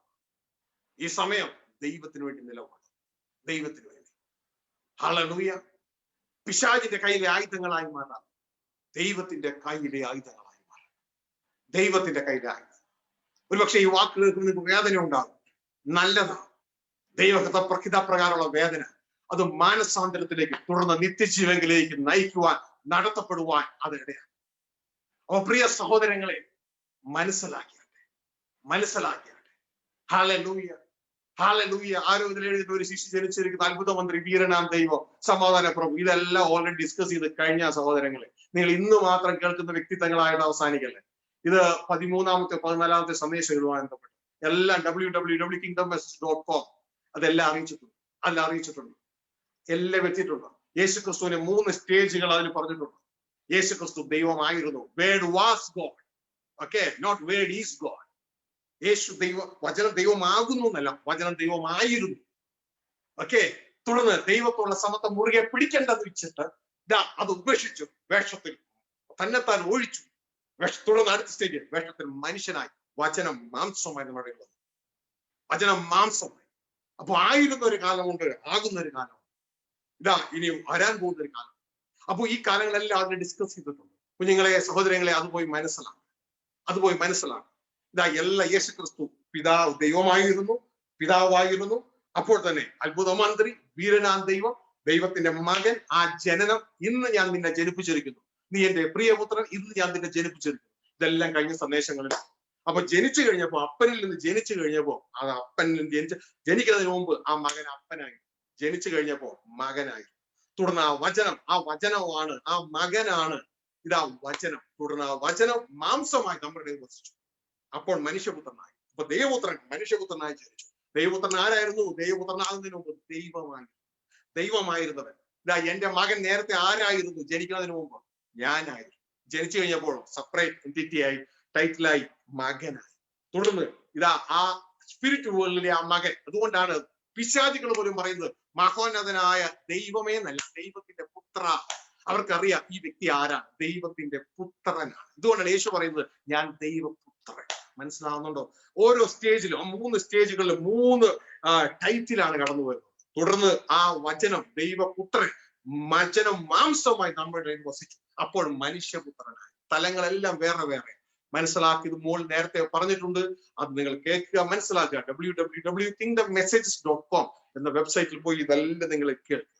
കേട്ടിട്ട് ഇതെല്ലാം വചനപ്രകാരം പറഞ്ഞിരിക്കുന്നത് നിങ്ങൾക്ക് അവിടെ മനസ്സിലാക്കുവാനായിട്ട് ഇടയാകും. നിങ്ങളുടെ സംശയങ്ങൾ, കാര്യങ്ങളൊക്കെ എന്ത് ഉണ്ടെങ്കിൽ തീർച്ചയായും ദൈവപ്രകാരം സംശയം. ചുമ്മാ വാഗോണ്ട് എന്തെങ്കിലും പറയല്ല. ഇപ്പോ ആ സഹോദരൻ ആരോ നോട്ടിട്ടതുപോലെ വചനം പറയും. വചനം പറയുമ്പോൾ അത് സത്യമാണ്, അതനുസരിച്ചുള്ള വാക്കുകൾ അവിടെ നമുക്ക് വചനപ്രകാരം നിങ്ങളെ സഹായിക്കുവാനായിട്ട് ദൈവത്തിൽ ശരണപ്പെടുകയാണ്. അപ്പോ ബൈബിളിൽ ഇല്ലാത്ത വിശ്വാസം കൊണ്ട് പോകാതെ ബൈബിളിൽ പറഞ്ഞിട്ടുള്ള നമ്മളോട് എന്താ പറഞ്ഞത് അത് ചെയ്യുക. നമ്മളോട് പറയുന്നു 22 പ്രാവശ്യം സുവിശേഷത്തിൽ മാത്രം ക്രിസ്തു പറയുന്നു എന്നെ അനുഗമിക്കുക. Follow me, follow me. അതുകൊണ്ട് ക്രിസ്തുവിനെ അനുഗമിക്കാം, ക്രിസ്തുവിനെ അനുഗമിക്കാം, ക്രിസ്തു പറഞ്ഞത് ചെയ്യാം. ഹല്ലേലൂയ. അങ്ങനെ ക്രിസ്തുവിന്റെ ശിഷ്യന്മാരായി നമുക്ക് വെളിപ്പെടാം. ഹല്ലേലൂയ. പിശാചിന്റെ തന്ത്രങ്ങളിൽ വീണു പോകാതെ നമ്മൾ എന്ത് ചെയ്യണം? ദൈവത്തിന്റെ കരങ്ങളിൽ ഇരിക്കുവാനായിട്ട് ഇടയാകണം. നിങ്ങൾ എന്ത് ചെയ്യണം? ബെരോവിലുള്ളവരെ പോലെ ഉത്തമന്മാരായി തീരണം. വചനം കേൾക്കുക മാത്രമല്ല, അങ്ങനെ തന്നെയോ, അങ്ങനെ തന്നെയോ ദൈവജനം പരിശോധിക്കുക. ഞാൻ ഇവിടെ ശ്രദ്ധിച്ചാലോ, യേശുവിനെ ദൈവമായി സ്വീകരിക്കാൻ ബൈബിൾ നമ്മളോട് ആവശ്യപ്പെട്ടു ഉണ്ടെങ്കിൽ ഒരു വചനം പറയാം. ബെരോവിലുള്ളവർ ഉത്തമന്മാരാണ്. യേശുവിനെ ദൈവമായി സ്വീകരിച്ച് ആരാധിക്കും. ഇതാണോ യേശു പറഞ്ഞ സന്ദേശം? അങ്ങനെയെങ്കിൽ ഈ വചനത്തിൽ നിന്ന് 2-3 പേരുടെ സാക്ഷ്യം മൊഴിയാൽ ഏതൊരു കാര്യം ഉറപ്പാക്കാം, പറയും. ഹല്ലേലൂയ. ഇല്ല എങ്കിൽ ബെരോവിലുള്ളവരെ പോലെ ഉത്തമനാണ്. യേശു എന്താ പറഞ്ഞത് എന്ന് മനസ്സിലാക്കുക, അതനുസരിച്ച് ചെയ്യുക. ദൈവരാജ്യം സമീപിച്ചിരിക്കുന്നു. നീ മാനസാന്തരപ്പെട്ട് ഞാനാണ് അതിലേക്കുള്ള വഴി, ഞാനാണ് അതിലേക്കുള്ള വാക്ക്. നിങ്ങൾ എന്നെ അനുഗമിച്ചാൽ നിങ്ങൾക്ക് എവിടെ എത്താം? പിതാവിന്റെ അടുക്കലെത്താം. യോഹന്നാൻ 14:6, എബ്രായ ലേഖനം 7:25. താൻ മുഖാന്തരം ദൈവത്തോടടുക്കുന്നവർക്ക് വേണ്ടി. അപ്പൊ താൻ വേറെ, ദൈവം വേറെ. താൻ മുഖാന്തരം ദൈവത്തോടടുക്കുന്നവർക്ക് വേണ്ടി. അപ്പോ ഇത് വ്യക്തതയോടെ നാം മനസ്സിലാക്കി പോവുക. വെളിപ്പാട് പുസ്തകം 5-ാം അധ്യായം. ദൈവത്തിനായി സകല ഗോത്രത്തിലെ വംശത്തിലുള്ളവരെ താൻ തന്റെ രക്തത്താൽ വിലയ്ക്ക് വാങ്ങി. ദൈവം വേറെ, താൻ വേറെ. പക്ഷെ രണ്ടുപേരുടെ വില്ല് ഒന്നാണ്. തല വേറെ, ഉടല് വേറെ. യേശുവിന്റെ തല ദൈവം. വ്യക്തതയോടെ കാര്യം മനസ്സിലാക്കി മുന്നോട്ടേക്ക്. ഇതിന്റെ എല്ലാ ഉദ്ദേശം നമുക്കിവിടെ സമർപ്പിച്ച് തെളിയിക്കാനല്ല, പകരം ദൈവ ഇഷ്ടത്തിലേക്ക് തിരികെ. ദൈവ ഇഷ്ടത്തിൽ നിന്ന് നമ്മളെ പിന്തിരിച്ചത് ഈ ഒരു സന്ദേശം. ദൈവ ഇഷ്ടത്തിലേക്ക് തിരികെ. എന്നിട്ട് സഹോദരങ്ങളോട് ചെന്ന് ചോദിക്കേ, നിങ്ങളുടെ കൂടെ ആരാധിക്കുന്നവരോട് ചോദിക്കേ, എന്താ ബ്രദറെ ദൈവ ഇഷ്ടം? എഫേസ്യ ലേഖനം 5-ാം അധ്യായം പറയുന്നു, ആകയാൽ ബുദ്ധിഹീനരാകാതെ ദൈവ ഇഷ്ടം എല്ലാം തിരിച്ചറിയാം. എന്നിട്ട് നിങ്ങളൊരു 50 പേരോട് ചോദിക്കുക, 50 പേരിൽ എത്ര പേര് ദൈവിഷ്ടം പറയുന്നത് നിങ്ങൾക്ക് അറിയാം. അപ്പൊ നിങ്ങൾക്ക് മനസ്സിലാവും സഭ ചതിക്കപ്പെട്ട ചതി. നിങ്ങളൊരു പേപ്പറിൽ ഒരു 50 പേരെ എഴുതുക. എന്നിട്ട് ഇതൊന്നും പറയുന്നു, അവരോട് പോയി ചോദിക്കണം. പാസ്റ്ററോടാകട്ടെ, മറ്റുള്ളവരോട് എന്താണ് ദൈവിഷ്ടം? വചനപ്രകാരം പറയാൻ പറഞ്ഞു, തോന്നിയത് പറയുന്നു വചനപ്രകാരം. അപ്പൊ അവരെന്ത് പറയുന്നറിയാം. നിങ്ങൾ എത്ര % മാർക്ക് കിട്ടുന്നറിയാം. സഹോദരങ്ങളെ ഞാൻ പറയട്ടെ, 100-ൽ ഒരു 90-ലധികം പറയില്ല. എന്തെങ്കിലും പറയും, വചനപ്രകാരം പറയില്ല. അപ്പൊ നിങ്ങൾക്ക് മനസ്സിലാവും നമ്മൾ ദൈവ ഇഷ്ടത്തിൽ തെറ്റിച്ച് കളഞ്ഞു, ദൈവ ഇഷ്ടത്തിൽ തെറ്റിച്ച് കളഞ്ഞു. ഹല്ലേലൂയ. ഇനി അടുത്തത് വിശ്വാസം മാത്രമേ ഉള്ളൂ, ക്രിസ്തുള്ള വിശ്വാസം. ഇനി അടുത്തത് മാർക്കോത വീഴ്ച വരുമ്പോൾ അടുത്തോ കൂടി പോകും, വിശ്വാസം കൂടി പോകും. കാരണം വയറ് വിശക്കുമ്പോൾ പോയി മുദ്രയിടും. ചതിക്കപ്പെട്ടിരുന്നത് നിങ്ങൾ ആരും എന്റെ കൂടെ ചേരണ്ട. നിങ്ങൾ എല്ലാവരും ക്രിസ്തയേശുവിൽ പിതാവിലേക്ക് ചേരെ.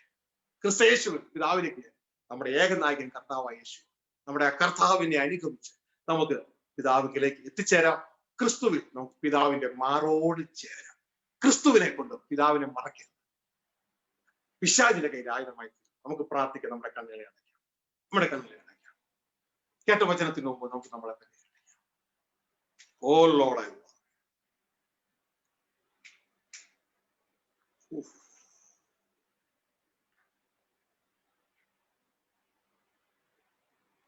Thank you. അങ്ങയുടെ സാന്നിധ്യത്തിനായി ദുഷ്ടൻ കെട്ടിയ കോട്ടകൾ തകർന്ന് താഴെ വീഴട്ടെ. അത് ചെയ്യുന്നതിനായി നന്ദിയോട് താങ്ക് യു. ഈ ജനത്തെ അങ്ങയുടെ കരങ്ങളിൽ അവർ ഇത്രയും കാലം കേട്ടതിൽ നിന്ന് വ്യത്യസ്തമായ അങ്ങയുടെ കുഞ്ഞുങ്ങൾ കേട്ടു. പ്രിയ നല്ല പിതാവേ, എന്ത് ചെയ്യണം, എങ്ങനെ ചെയ്യണമെന്ന് അറിവില്ലാതെ കൺഫ്യൂഷൻ നിൽക്കുന്ന ഇവരുടെ ജീവിതത്തിൽ അങ്ങയുടെ ആഗ്രഹം മാത്രം അങ്ങയുടെ വചനത്തിലൂടെ കടന്നു ചെല്ലട്ടെ.